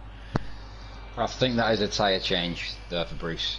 Actually, just from looking at the tyre temps change on the monitoring boards here in the pit lane. It does look to be quite a long stop. It does take round about 20 seconds, I think, to change all 4 tyres on the car. And Bruce Law just waiting patiently, waiting to get away, and away he goes. Yep, same for Al's just been released as well, so both those guys getting away at the same time, it looks. Yeah. Rubber and a splash of fuel, I think, or a full fill up. These guys are going to need to fill the tanks every time that they come in, I think. Is that Fast AF lapping Bruce there as well? Looks as though it is, mate, yeah. Some so wicked pace from him. I think currently as well, I think he came in around about lap 32, 33 maybe, I could be wrong, but he may be set up for a 2-stop strategy here, so we may be able to hold on to that one. We've just seen Bruce Law come in for his second pit stop, so Bruce Law, you can only assume on for a 3-stop strategy, and that makes me think it is fuel related. So Bruce Law is in a turbo diesel, whereas the rest of the LMP field is running a variance in aspiration petrols. So obviously these are race-tuned diesels. They're not going to be getting the fuel economy of your 2-litre VW, and no 67, 70 miles to the gallon in these things. They are going to drink it, and it looks as though Bruce is certainly suffering with that. Still Fast AF Gamer just making his way through the back marker there of, I think that might be 74 Ledgy. Just a little flash of the lights to acknowledge him, making it easier there under blue flags. So looks as though Fast AF has lapped almost all of the field. The only person that he hasn't is St. Bath so far. Great running there from our young South African. Yeah, so just to give you a rundown of the lap so far. So currently Fast AF Gamer is on lap 44, and then 23 seconds behind him we've got Barend. Currently a lap behind, full lap behind is 074, and that runs down through to Dyson, so all those guys are full lap behind in the LMP2. Snell and Bongo is 3 laps behind our race leader, followed by Jack who's 4, and then the 3 guys behind that are all 5 laps behind the leader. Cheers for that, Nick. It looks as though Bruce Law has found himself approaching the rear end of DJ Ledgy. Got an upcoming battle between these two, and Bruce Law will be hungry to try and make up as many of these places as he can, as quick as he can, find himself back in with a shout of winning this one. I think being lapped by Fast AF Gamer will definitely have spurred him on. He is going to be anticipating pit stops from Fast AF Gamer and St. Bath, but he's going to have to try and make these moves as quick as possible. As he goes up the inside there, absolute textbook through Panasonic. That wasn't Ledgy giving him the position. That was Bruce Law just holding on to that inside line and making it count. So next on Bruce Law's scope is the senior Ledgy, 74. And he's got around about 2 seconds to catch up to the back of him. Looks as though Bruce Law is just up onto the back end of Linda Bazinga's Chevy Corvette C7R, and he goes up onto the inside of him, and this should be another pretty easy move. We go to one of my favourite camera angles of this circuit. Get a good perception of the speed as they come through this one. Lucy's just asking what the red means on their numbers. This is a warning from the race director, so it may be a breach of the track limits, Lucy, or it could well be a penalty being applied. Lucky will keep us up to date periodically over the penalties that are being applied, but the drivers can slow down to try and avoid any time penalties being applied, so hopefully that one answers the question. If you're wondering as well what the exclamation mark is as well on the right hand side of the splits and the timing boards, this is when a driver is within, I think it might be 2 seconds of the driver ahead or a driver ahead. So if you see that, you'll usually see me switching over to the camera to try and keep on hold of the action. It's normally when a car's within a second or within DRS range. There we go. The man on the pit lane has spoken. So Fast AF Gamer continuing to dominate, 23.9 seconds ahead of St. Bath. But the race is definitely not over. We are yet to see some extra pit stops. And one of the drivers that has taken their second pit stop quite early on is Bruce Law. He's currently on the back of 074 Ledgy. Just jump into the cockpit cam of this one. I do know that Bruce Law will currently be racing with this view. A lot of drivers in our grid tonight opting for the cockpit for that ultimate realistic feel. So we are currently seeing what Bruce Law is seeing. Nice starry skies, and you've just got a good glimpse of Mount Fuji in the background there as well. It looks as though Linga Bazinga into the pits. So we're going to have a change in our leader. In the positions within the LMP. So he drops down to the back of the LMP2 grid. I think this might be Linga's third pit stop now. Looks as though Martin also into the pits as well.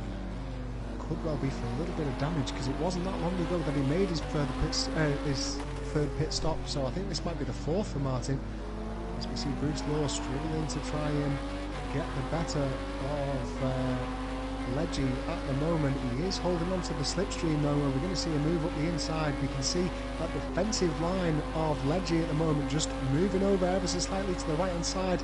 We see a dart up onto the right as we go into a lovely drive-by here, and looks as though Bruce Law's got the move done so long as he can hold onto that inside line, and it does look like a textbook bit of drafting overtaking there from Bruce Law.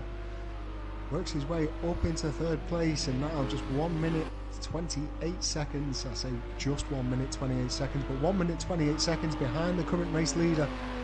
And that is probably about a pit stop for fuel, residual engine damage, and tyres. So certainly in with a shout here, so long as he can keep his pit numbers down.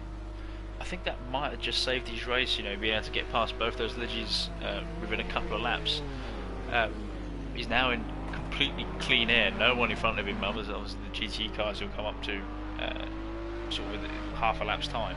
But he'll be able to really keep that pace going now and close that gap right down. And as you said, if St. Bath and Fast AF have both got to take tyres and fuel and damage, that 1 minute 30 isn't quite such a big lead as you'd think it is. So there's definitely going to be one to watch. I think Bruce is definitely not out of this yet. No, certainly not. And it's a lot to be said as well for the rest of the Ledgies. So 74 Ledgy, DJ Ledgy. I mean, Jay Dyson and Linga Bazinga.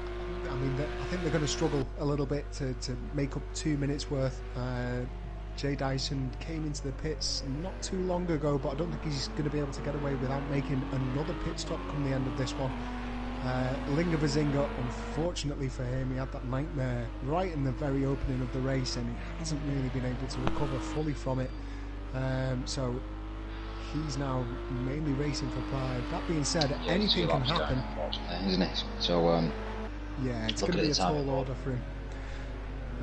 Into the GTE class though, I mean, Snarling Bongo has got a commanding lead at the moment, as we see Jay Dyson just entering the pit lane again. But Snarling Bongo has got a commanding lead, but it is achievable really, depending on the pit strategies of Jack, All U82, and potentially even Giacomo as well. I think Martin is pretty much out of this one. He is just racing for the pride of it. He's come this far, he wants to race all the way to the end, and we've definitely got to respect that. It's no mean feat what these drivers are doing. It's definitely not easy to try and race for 2 minutes solid without many attempts to try and get some water inside you and give your arms a bit of a break. I think potentially the race win now looking out of touch for both of those drivers.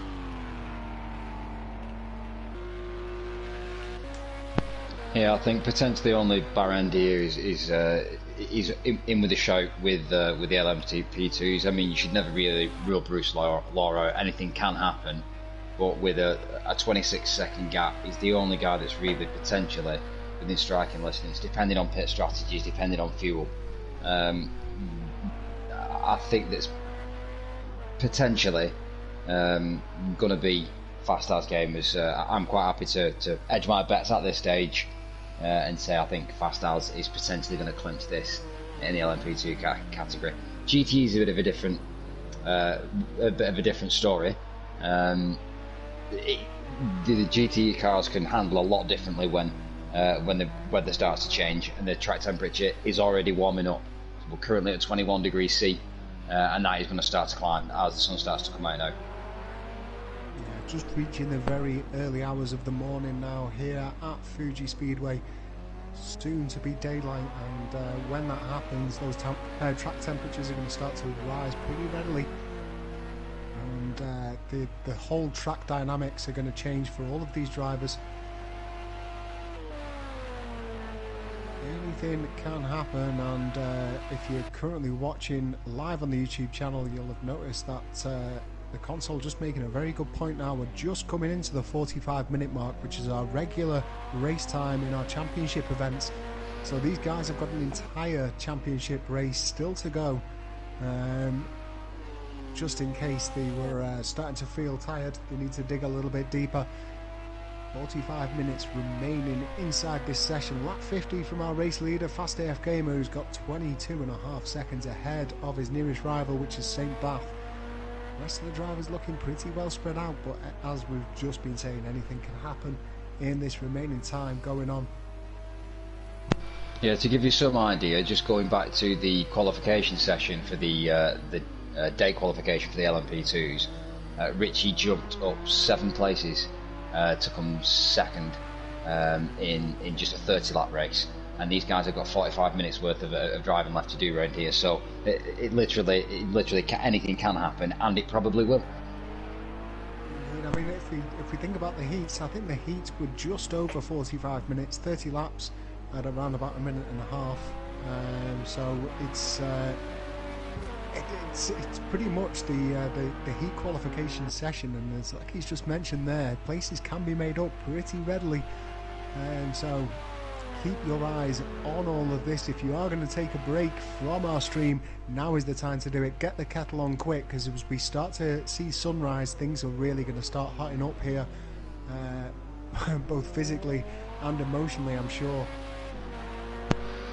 Yeah, and just while the guys are doing that, if we can just take a quick second just to remind people about the upcoming draft for our upcoming season at FluxMotorsport. So next season's due to get underway very shortly after our special event, and we'd love to have anybody that's currently watching this stream that'd love to get involved. Head on over to the website fluxmotorsport.com. And you can get involved in our championships, all the community races, all the whole host of other services that I'm sure Murphy will be quite happy to tell you about. That is the one, and as we plug the website, it's worth noting that a lot of the drivers that you're currently seeing on track are entered into the championships, as well as some of the guys inside the box. So as we kick off on Tuesday, you'll be able to join me on with a live stream of our touring car events. You'll be able to see TheConsole make his return to the touring car championships, so keep an eye out for a bright pink car. As he's mentioned, pink goes faster. Lecky is also going to be inside this one, as is Giacomo. That's right. And Al Axon as well is going to be making his presence known. A few of the viewers as well on the stream are also going to be featuring in that one. So I know that Tibby, currently watching in Holland, is very excited for these touring car events. He's picked himself a BMW, and if you haven't seen any Project Cars 2 touring car racing before, trust me, it's wheel to wheel. It will be non-stop action. I'll have to make sure my throat is nicely lubricated for that one, because it will just be non-stop for those 45 minutes. I can't wait. Join us live on Tuesday from 8 o'clock UK time for the live coverage of that one. And then Thursday, it won't be live, I'm afraid, although we might not be able to bring it live. But the GT1 Championship, I'll be taking part in that one. It will be hosted by Lecky. But again, you'll see Bruce Law, the previous winner of the GT1 Championship, who had a really commanding championship last season around. Be sure to watch any of the footage from those races on our YouTube channel. And especially the last one where some guy absolutely ran home on them all. But we won't mention that once again. But yeah, plenty of drivers also involved in that one. We've got Jack also featuring. Tibby, who's on the stream at the moment, will be featuring, as with his national comrades of Snarling Bongo, and Bruce Law featuring inside it. I think Jay Dyson also inside that one as well. So plenty of familiar faces. The two Leggy family members also in the reserves for that one as well, so you might see them feature if there are any dropouts. So that is Thursdays from 8 o'clock. As soon as the race is done, we will be uploading them to our YouTube channel, so make sure that you hit that subscribe button to make sure you don't miss any of the action from the season ahead. Saturdays is the LMP2 Championship. Again, unfortunately unable to broadcast this one at the moment, but you'll be able to see a few familiar faces in with that. Bruce Law is definitely going to be looking forward to trying to contend for that one. You might see a few of these guys also signing up for it as well. But Bruce Law being the only driver inside this race that will be featuring in Saturdays. And then of course the ever famous GT3 Championship. Driver list for that one feature Linga Bazinga, Snarling Bongo, Giacomo will also be featuring, so his current following on the YouTube channel will be able to tune in live at 8 o'clock PM UK time. And let's not forget Barend. Barend will not be featuring this time around, Lucky. Will he not? No, he's given it a rest. He is the current champion, but he's sitting this season out, so he won't be featuring, but Bruce Law will, as well as plenty of other pretty quick drivers. So a title definitely up for grabs then for a new driver in the GT3s. How exciting. Indeed, as we see another bit of excitement. Fast AF Gamer coming into the pits. He came in mighty hot as well. He's really nailed his practice coming into the pit lane, because he's braking just in time for that speed marker to make sure that he avoids what is usually a 20-second penalty by the end of this. So Fast AF Gamer comes in. That is going to allow St. Bath to take this lead. He's currently just come out of Panasonic. We can see him just coming past the pit lane entry now, and he makes his way up into provisional first place. There he goes. And what about Bruce Law? Bruce Law looks as though he's just coming out the back end. In fact, that looks as though it's nets actually, so still got a couple of corners to go. In fact, it's not even nets. Where is he? Is that Coca-Cola? Yeah, he finds himself quite a way back. I forgot that he's got another 59 seconds yet before he catches up to Fast AF.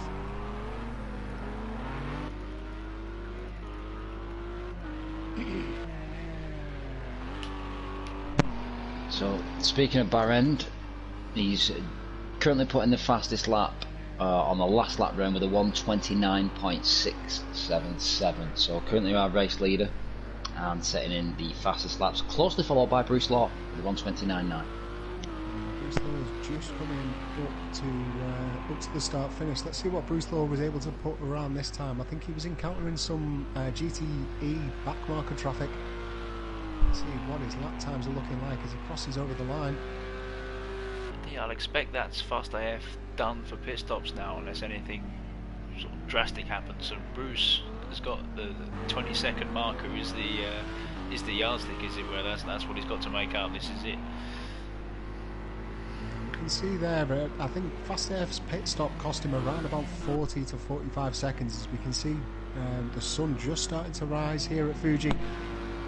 So those track temperatures that we were mentioning a little bit earlier on are now going to start to rise. Lecky will keep us in touch with those, but Bruce Law is certainly throwing the hammer down. He went fastest lap the last time around with a 1:29.379, so he's really pushing hard. In fact, I say he was the fastest last time around. Linga Bazinga put in a 1:28.974, so pushing hard, but he's going to do well to try and gain up places. Just about to say, Murphy, Linga Bazinga though with a 1:28.9, and the temperature is starting to come into effect. So just looking at the telemetry boards across the pit lane. Some of the guys in the LMPs really starting to struggle with tyres. Ledgy's tyres are pretty cold as he's coming through into the last section now. Some of the guys really starting to warm up on the tyres, so Linger's tyres just coming into the green zone now. So 24 degrees on the track temperature currently, and that is still climbing, so the ambient temperature is still only around the 20-degree mark, and that's going to start climbing considerably. Yeah, I think I'm not sure what the temperature was at the start of this race, but the race will be finishing at around about 2 o'clock in the afternoon, I think, or maybe around about midday in the afternoon. So it's going to be pretty hot right in the middle, but we can see now the sun is almost all the way up into the sky. So the track temperature is going to start to rise. So those guys that haven't changed the tyres, it's going to get mighty tricky. We might well see a few accidents at the moment. But Snarling Bongo is in the pits in the GTEs. I think that might be his third stop in the Corvette. Not too sure, but he's still able to hold on to the lead.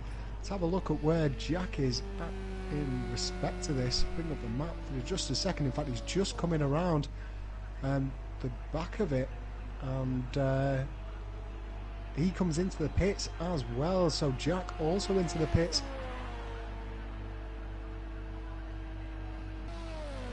You're going to see all of the GTEs come in. I did say that it's going to get pretty tasty when the sun comes up. And Snarling Bongo's come back out. He still maintains the lead of the GTE class. Also having a bit of action here on track. Coming into the last section with also 74 Ledgy and Linger Bazinga. Now I think Linger's looking to potentially unlap himself, but I've seen a little flash of the lights, and he get quite close to the rear end of 074 a couple of times. I think that's him moving to one side now. So Linger's certainly got the pace there and starting to make positions potentially back up here as we see 074 coming in the pits. So I think Linger's potentially dropped back a little bit there, was tactical to get himself G'd up and ready for the daytime section of this race.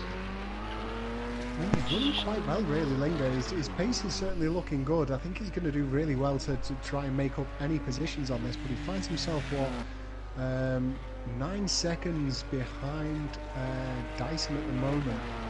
I think it's certainly within reach, so he might be able to claim the 6th place on this one, and there is still 35 minutes remaining, so anything can happen. But we are entering the final quarter of this race, and things are definitely going to start to get interesting on this one. 74 Ledgy, as Lecky mentioned, is inside the pits. DJ, the younger Ledgy, is just coming through nets and about to enter the exit of Panasonic. I don't think he's going to be able to take this position. I think 74 is going to be on the move. In fact, yep, there he is. The number 3 car just exiting the pits now. So 74 Ledgy is going to be able to keep on holding this position, I think. Just looking a little further back, it looks like Giacomo was closed right up to the back of all U82. Could be a little deceptive on the time boards I'm looking at. But I believe, someone correct me if I'm wrong, he stopped a little bit later than the other GTE cars, so he potentially, this could be him till the end with all U82 and maybe Snarling having to stop one more time. Yeah, well, I'm not sure about Snarling. Snarling did recently come in. I think Snarling was in a lap or two before, but all U82 has been out on those tyres for a while. You can see now beautiful pink skies as the sun rises here at Fuji, and I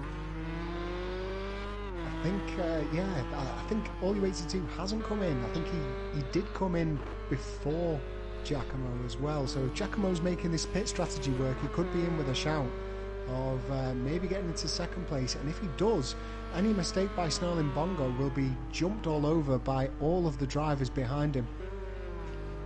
I think that's a real potential round here. I mean, my experience at Fuji, red sky in morning, driver's warning certainly for me, and he seems to get a little bit of glare off the apron. Sometimes it meets collides with the horizon. For some reason, it has a weird effect, and I find myself really struggling when it starts to be dawn and dusk, that particular environment at Fuji. So I don't know whether you are superstitious over there in the pit, in the commentary box, but certainly I will be taking extra caution on the apron at the moment.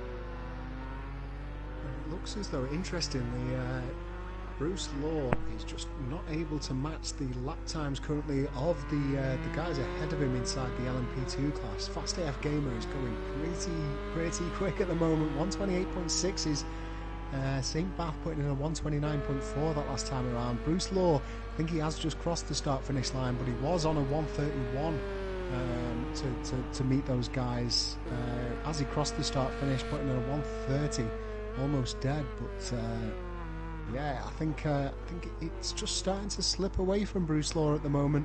We'll wait and see when St. Bath comes into the pits, but he's certainly going to start to get nervous with 31 minutes remaining of this race. It's looking like a bit of a tall order from him. Someone who hasn't got a lot of screen time in this race, and probably should have, is actually Snarlin, who's leading the GTEs, and has been from the start. It seems to have just sort of checked out early doors and managed the gap extremely well. He's been consistently 2 seconds a lap better, I think, Alex. There's been round about 2 seconds between himself and the other GTE drivers. So it really is. I mean, we said he was sort of one to watch at the start of this one. Oh, as we see a mistake there from LU82, ends up losing it completely. I wonder whether or not that is just tyres catching him out, tyre temperatures rising up, and it just looked as though he lost the rear end coming into Dunlop. In fact, it was on the exit of Dunlop, so just as he's put the power down, he's ended up with that back end overtaking the front end, and that's put him back around about 7 seconds and put him slap in the middle between the two Jacks, Giacomo and Jack in the Porsche 911. So I'll have to wait and see whether or not he can recover. Might well see him coming in for a new set of rubbers if the tyre temps have gone away from him. That's Lecky's Mystic Sunshine Y is taking over there, look. St. Bath is inside the pit, so Fast AF Gamer just coming around the start finish now, so we have a new race leader. It's just like the race leader earlier on in the race. Fast AF Gamer goes into first position. Let's have a look at Bruce Law and where he is at the moment. So he's caught up in traffic, which he's going to be not happy about. Is that Nets as well? Is he? I think it is, isn't it? Yeah, he's just coming up to Panasonic now. I think Bath is on his way out of the pits. So Bruce Law is going to be able to catch up. We don't think that Bruce Law is going to come into the pits any further. I think all of our front three runners now in the LMP class have completed their pit stops. Oh, that was a great run by DJ Ledger. He's come around the back of Snell and Bongo. He's got the slipstream on both drivers. He's overtaken 074, and 074's just shot down the inside. It's all happening on the first corner. 74 Ledger, but that battle is continuing to hot up. Some fantastic racing here with Linga Bazinga just sort of slapped in the back of this one. Let's get into the chase cam of Linga Bazinga. Oh, I beg your pardon, it wasn't Linga Bazinga, was it? It's not. It's Dyson. It's Dyson's getting involved with 74 Ledger here at the moment. So it's all happening. They're all attacking each other. I was hoping to jump onto the back of it. Apologies for that, ladies and gents. Just missed up my camera opportunity to really get a good view of what was going on between the two Ledgies and Bruce Law. Bruce Law is in third place, 36 seconds behind the leader at the moment, but the Ledgies haven't given up. I mean, it's really, really tight, considering we've been racing for over an hour and 30 minutes so far. There's just seconds behind third, fourth and fifth place in the LMP2 class, even though there is actually a lap on top of that, but it shows the pace of the drivers. It looks as though strategies have maybe just let the Ledgies down ever so slightly, just getting it wrong, and it's cost them an extra lap.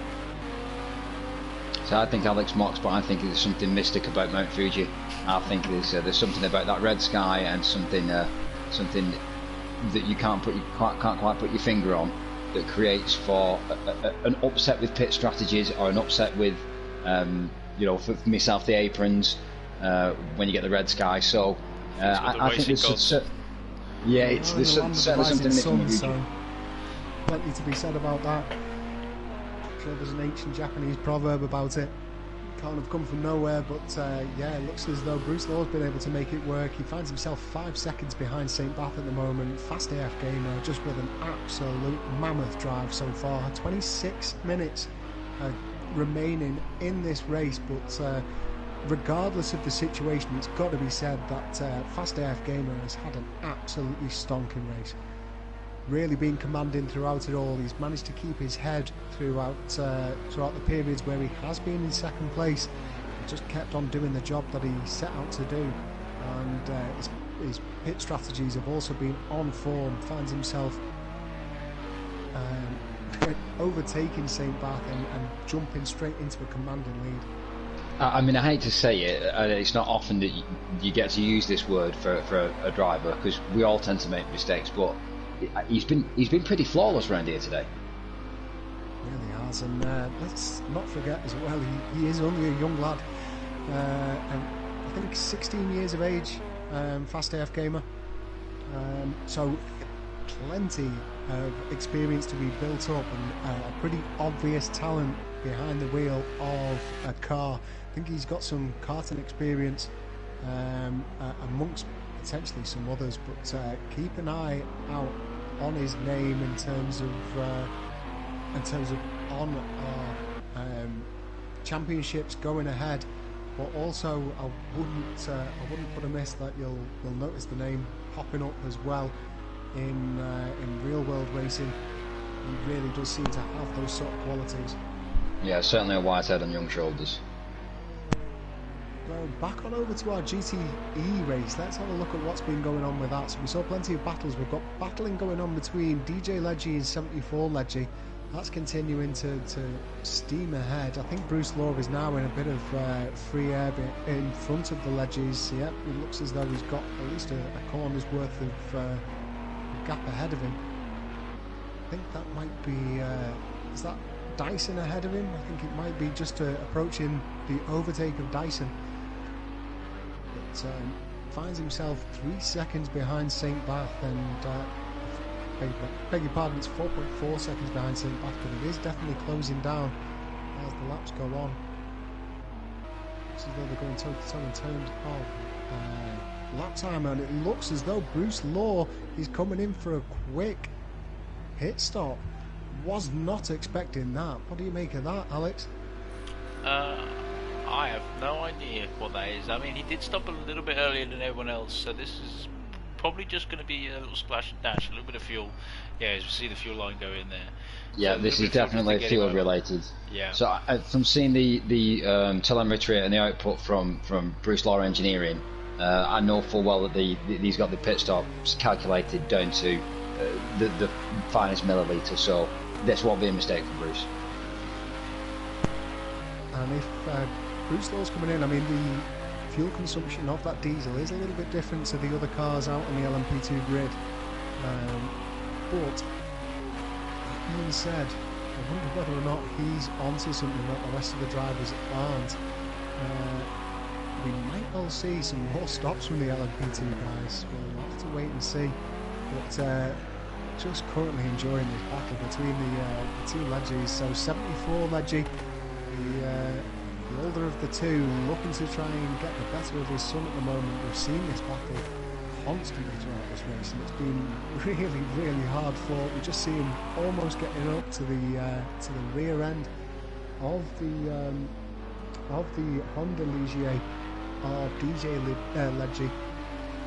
Just not able to make it happen this time around.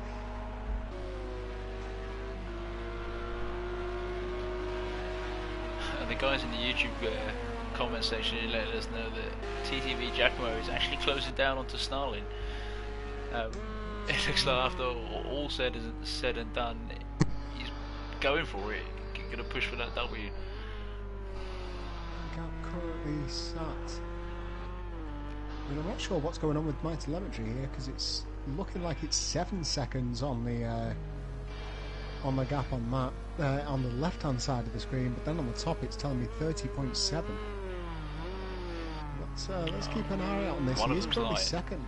Yeah, one of them is definitely wrong. Let's have a look at where Snarling Bongo is. So he's currently. I get it, an 8 second gap.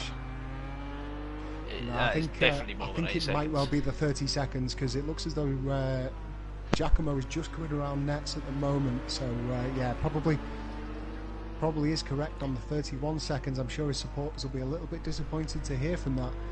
Let's just have a look at the timing board, see if we have got any noticeable penalties and whether or not it's taking that into consideration. So Giacomo's actually got a 4-second penalty against Snarling Bongo's 2. So the penalties haven't got anything to play, but he is closing down on the GTE leader. 21.5 minutes remaining inside the session, and as I've said a few times throughout this evening, anything can happen. So it is closing down. It's now in the 29-second mark, so he's making up time hand over fist. I wonder whether or not we're going to see another pit stop from the GTE leader, whether or not his tyres are just going off. Perhaps he hasn't come in for a change of tyres when he did come in last time around. For those of you that haven't raced on this or aren't really akin to sim racing, for any of the viewers that we've got there tonight, isn't really the easiest thing changing your race strategy whilst you're in a race. You're doing quite a few things at any given time, and regardless of whether you're on a control pad or a wheel, it's not too easy. It's more akin to tapping out a beat with your feet, tapping your head and rubbing your belly, all whilst jumping on one leg and and spinning around a hula hoop. You really are doing a lot of things at any given time. It's the crossover of the hands, isn't it? You know, it makes it so difficult. I mean, it's trying to navigate the controls on the steering wheel whilst your hands are at some degree upside down but not completely 180. It's very disorientating. We are lucky that the Fuji straight is quite long, so you've got this long gap that he's on now to sort of play with his buttons, but that does mean you drive past the pit stop, which is probably where you want to be. So yeah, none of it being particularly helpful. And let's not forget the pit lane at Fuji being one of the most deceptive and tricky pit lanes. Yes. The amount of people that I've seen lock up going into that pit lane, trying to save a little bit of time and come in really hot into the pit lane, and it's very, very easy to turn the car round and get yourself disqualified there. You can actually wedge yourself in quite easily onto the pit entrance. For Austin Powers, that's right, yeah. Yeah. From experience. Full 27-point turn just to try and get yourself around whilst sweating from the embarrassment. But I believe there's stock orange sherbet here at Fuji. I mean, it shows the amount of dedication from a lot of the drivers, where we've had Fast AF Gamer, St. Bath, Bruce Law, all of these drivers that we've seen coming into the pits, where they've timed the pit entry down to perfection. And this is the degree of practice that these guys will go into, because it's so easy to make a mistake coming into the pit and cost yourself. I mean, we saw it earlier on with was it Dyson? I think it was Dyson. Just making an absolute meal of your pit entry, and all of a sudden you're just losing, seconds where there's no gain. It's completely lost seconds. All of the seconds inside the pits, you know that your competitors are going to make a pit stop.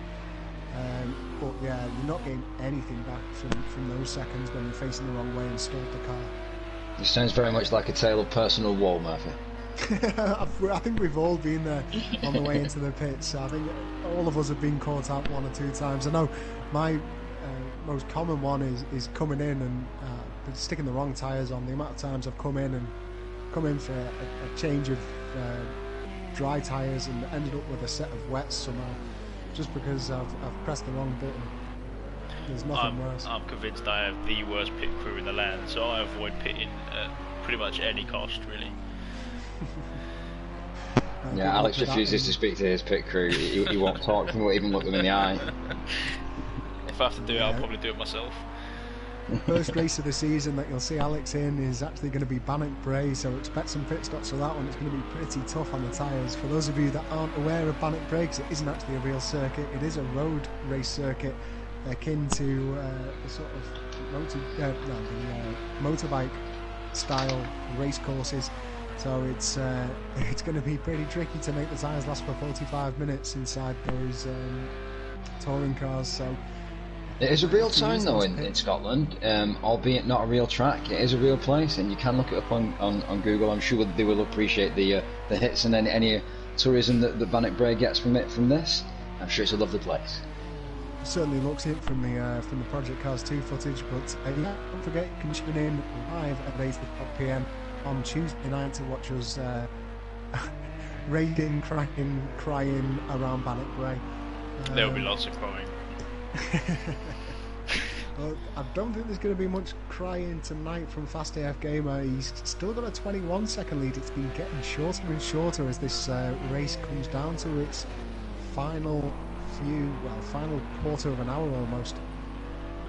I think Fast AF Gamer is still consistently fast, but St. Bath and Bruce Law are pushing pretty hard now. Bruce Law looks as though he's a little bit too far outside of the boundary. 1 minute and 19 seconds the split between himself and the current race leader, but St. Bath is certainly coming close. He's making up quite a bit of time, and I think coming into the final 5 minutes or so he's going to be pretty close to Fast AF. Back onto the ledges. I've just had a marker warning that they're very close at the moment, and it doesn't disappoint. These two have been inseparable for most of the race. They've changed places, but almost stayed identical, the same gap really. Neither have picked up a penalty either, so both have done the right thing, either flatting out if they have hit the track limits, or I struggle to believe that neither have actually breached any track limits this evening, or today as it is now. But yeah, neither of them picked up a penalty, so perfectly clean driving from these guys. Great to see. Just taking a look at the other penalties, sorry, just to give you a quick overview. Snarling Bongo just picking up another penalty, and Giacomo. Snarling Bongo up to 4 seconds up with Giacomo now. Jack de Mendes remaining at 2, Jelmer still on 1, but Bruce Law is the most notable one, picking up a 3-second penalty. I think that pretty much sums out how this race is finishing up for Bruce Law, but I was just about to say that Giacomo was putting in some stellar pace that last lap around. He's since crossed the line and put in a 1:39.1, but that explains the penalty being applied. He's obviously run a little bit wide, tried to slow down, and it's cost him, but he did put in a 1:37, pretty much dead last time around before crossing the start finish. So he's pushing pretty hard here. Let's jump over to him. The gap between him and Snarling Bongo now sits at 28 seconds, so it's still within that window. He still needs to keep on with this high level of pace that he's got. It's been very consistent from Giacomo as well, as with most of the drivers really. Haven't seen many accidents that have been caused under their own accord. Did see a couple of spin outs here and there, but generally speaking, considering we've been racing now for 1 hour and 46 minutes, all of these drivers look to be pretty solid. Yeah, I think we had the usual first lap jitters where we saw maybe 1 or 2 slight mistakes where Lunga Bazinga, I think, got a little bit unfortunate where it looks like the back of the car came and then caught traction and just shot him into the side. So, but other than that, I think you're right. They've been super consistent. They've maintained the composure and really hit it with full force. Because as we all know, with an endurance event, it's about the long haul rather than the sprint. Definitely. Now back on with St. Bath. It looks as though he's making that long haul, long play sort of work out for him. He isn't making massive gains on Fast AF in this current sector, but he is just breaking down into Dunlop. So watch when he accelerates away from this one. We'll see that lead of Fast AF probably jump down into the sub 20 seconds. Well, he's picked up really 6 seconds in the last 20 minutes. So it's going to take a little bit more, I think, for Fast AF to drop off. Just looking at the timing boards for St. Bath to catch him, but it's not unachievable. Depends exactly what the track temperatures do. I mean, we're currently at 20 degrees now with the ambient temperature, and the track is still rising. We're at 25. I don't suspect it's going to get much higher than the 26 to 28 mark, but I'll keep you posted.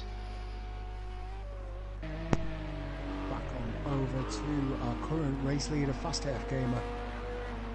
It's really well on lap 71 now. Looks as though the estimates are going to be about right. 12 minutes remaining. We're going to be approaching lap 80 come the end of this race, I think. And it looks as though he's just approaching the GTE traffic of Jack. And I think that might be Linga Bazinga as well, just ahead of Jack. Jack just running a little bit wide. He's going to have to be careful on his way back onto track. Fast AF Gamer going the long way around, able to with that additional downforce and a little bit of extra power, plenty less weight as well. The weight differential between these ones, you're looking at around about 700 to 800 pounds difference. I think all of the GTE cars set to 500 brake horsepower. I'm not too sure about the LMPs. I need to have a quick check over against those, but I think plenty is a fair enough description. The Marek's got a slightly different delivery of its power, but it's still got the same power. The Marek is diesel, as mentioned previously. It's also a little bit lighter than the Honda Ligier, but it is a turbo diesel, so much different.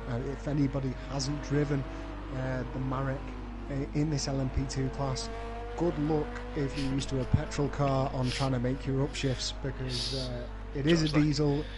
It's such a hard car to drive when you've been driving a lorry. In a petrol car. It is just like driving a lorry. I might be all the way in the pit lane, but I will not have somebody speak ill of the Marek. I mean, come on, Kevin. We've got a driver there just using the runoff on the way into Dunlop, so getting it a little bit wrong. What is there? GT, I think it might have been Jelmer actually, so Martin in the Team 5-0 racing for GT.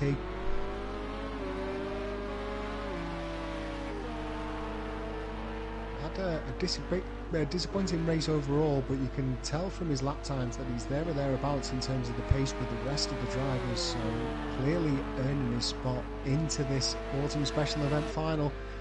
Fast AF Gamer there though, just making advantage of the slipstream behind the classic Ford GT of All U82, as All U82 just runs pretty wide, and we see Martin there entering the pits. It'd be interesting to know how many times he's pitted in this race. It's been plenty, but maybe just picking up some damage, and that's why he ended up having the off and having to use the run out on Dunlop there the last time around. I've been speaking to the guys on the technical department. It's one of the stats that we've been struggling to get you out of the telemetry data. So unfortunately, I can't bring you the pit stops up until the end of the race when we get the proper timings in. So I'll not be able to confirm that. But whilst we've only got just under 10 minutes left in session, it would be nice to know who's put the fastest lap of today in so far. Pretty sure. Without looking at the board, but we will check it out. I think it's Fast AF Gamer with a 127. Yeah. I haven't seen anybody go quicker than that. He's not quite cracked the 127s. I think he did in qualifying, but race pace he's 128.1, which is still blistering for race pace. It's looking at 128.5 according to this, so it might not have registered. It might have been a false lap. Oh no, sorry, I beg your pardon, Lecky, I was on St. Bath there. So yeah, 128.102 for Fast AF Gamer. In comparison, St. Bath with a 128.542, and then Linga Bazinga with a 128.598. So really quick from the Dutchman at the back of the field. But just speaking of lap times, just as we go back over to the battle for potentially first place here, we're down to just under 16 seconds now. So that's been pulled in another 4 seconds in the last 4 minutes. It's going to be a tall order, but there's still 3 seconds a lap difference, almost 3.5 seconds a lap difference between Bahrain, St. Bath and Fast AS now. So it's going to be interesting to see how they look in the last 4 or 5 minutes, I think. St. Bath there, and he went 2 seconds, almost 2 seconds quicker that last time around. So he's pushing pretty hard now, St. Bath. And it looks as though either Fast AF Gamer is playing it slow and steady, or perhaps he's struggling a little bit to maintain his original pace that we've seen him dominate this race with.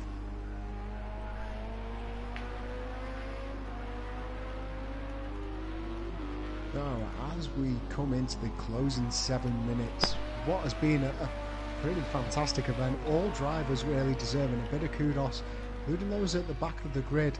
They've all persevered with it, and it looks as though, is that Fast AF Gamer perhaps trying to get some heat into his tyres?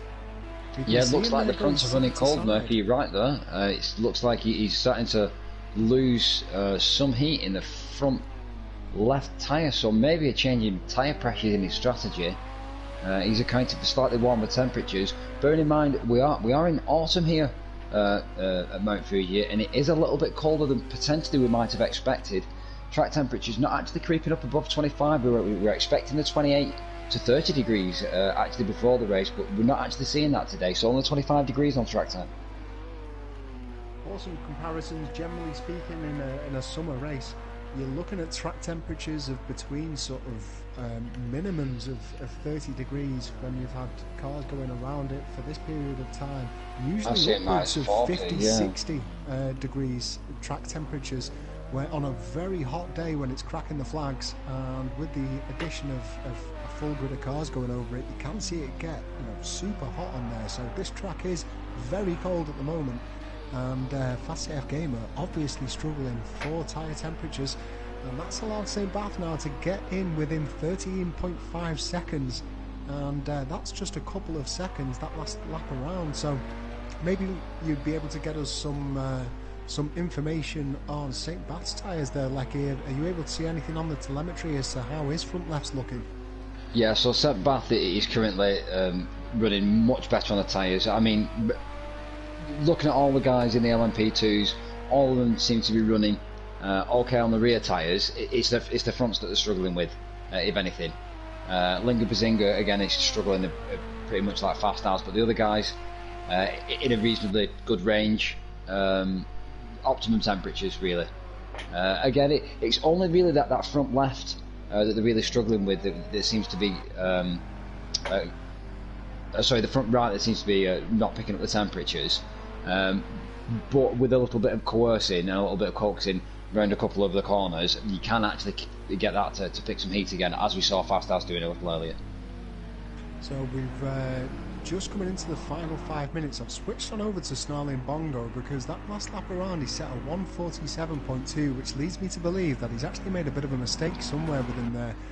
TTV Giacomo in second place in the GTE, setting a 139, so there's 8 seconds straight away.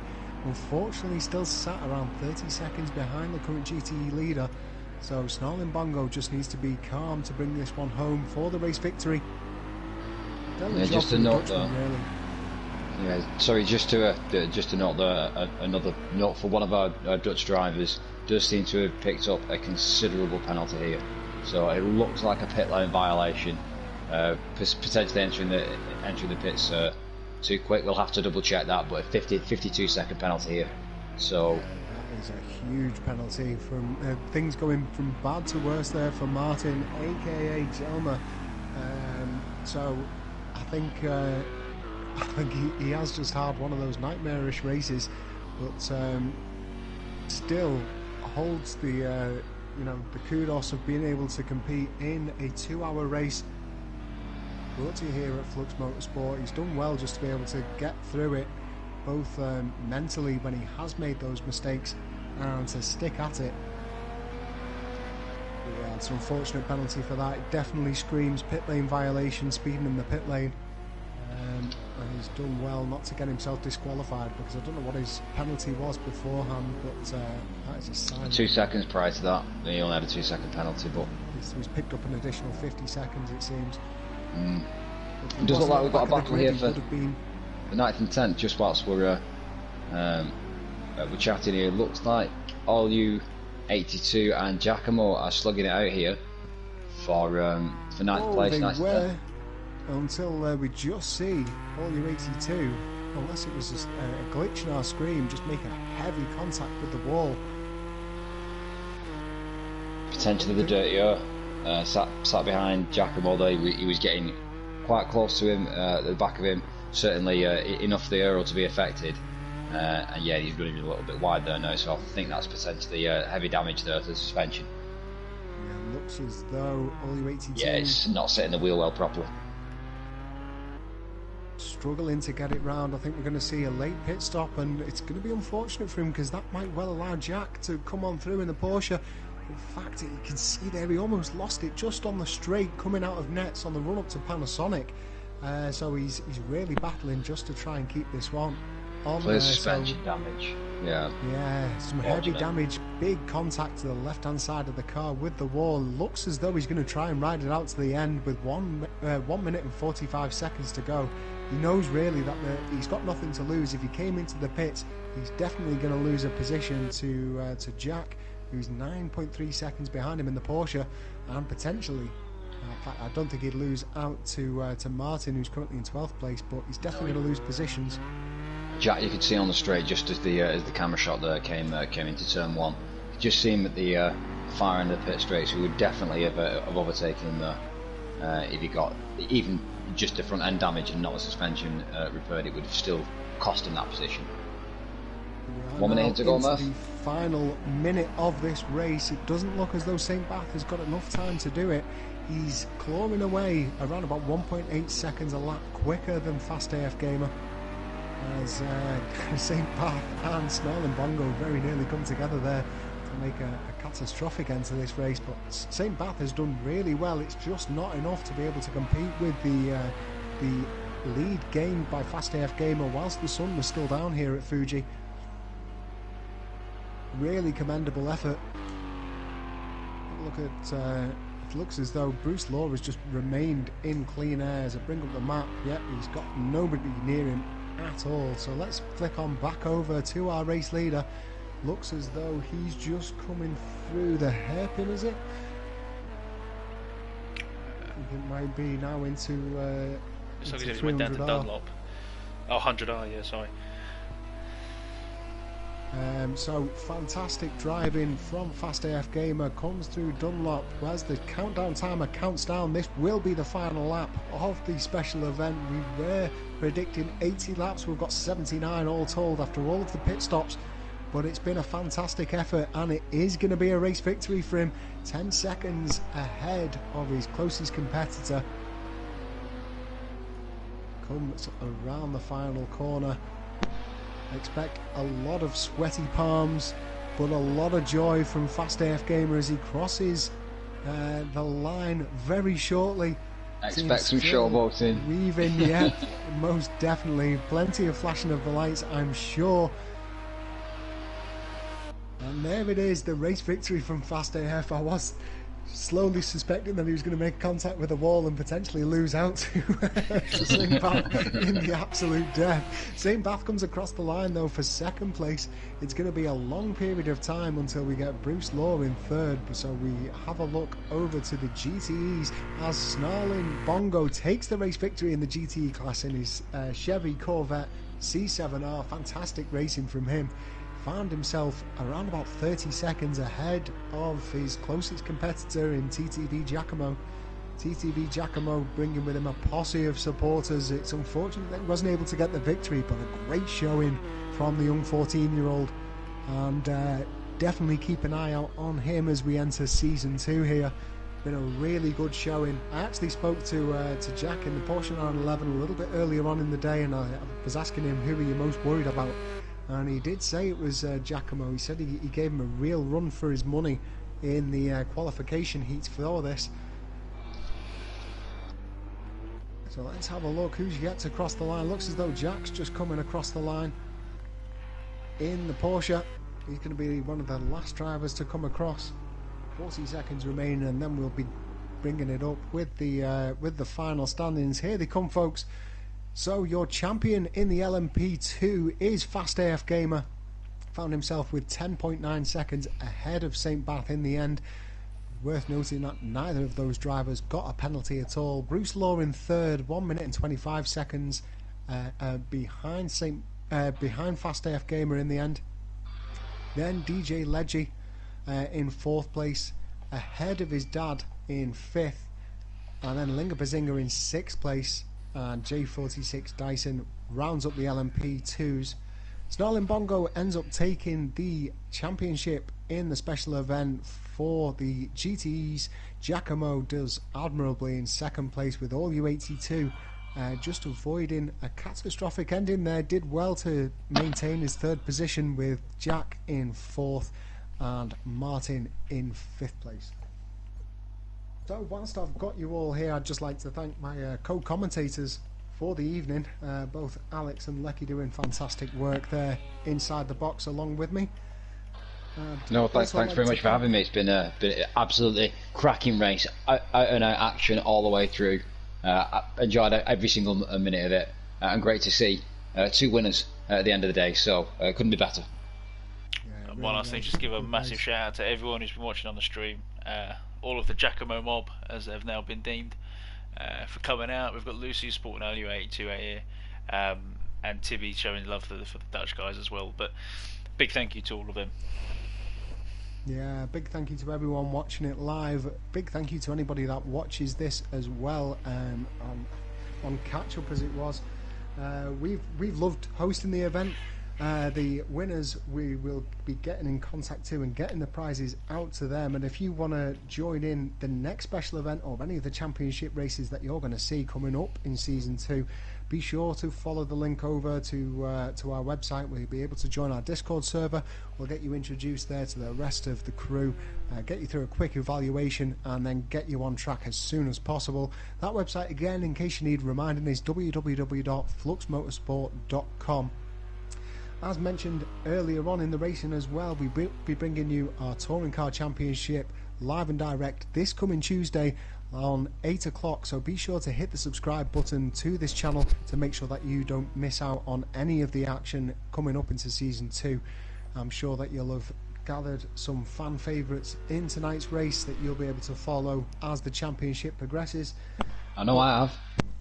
Other than that, I'd like to thank you all for sticking around with us. I've been your host for the evening, Murphy, alongside Alex, aka TheConsole, and Lecky_2000. So that is all for the evening. Enjoy yourselves and the week ahead, and we will see you all again on Tuesday. Take care, everyone, and good night.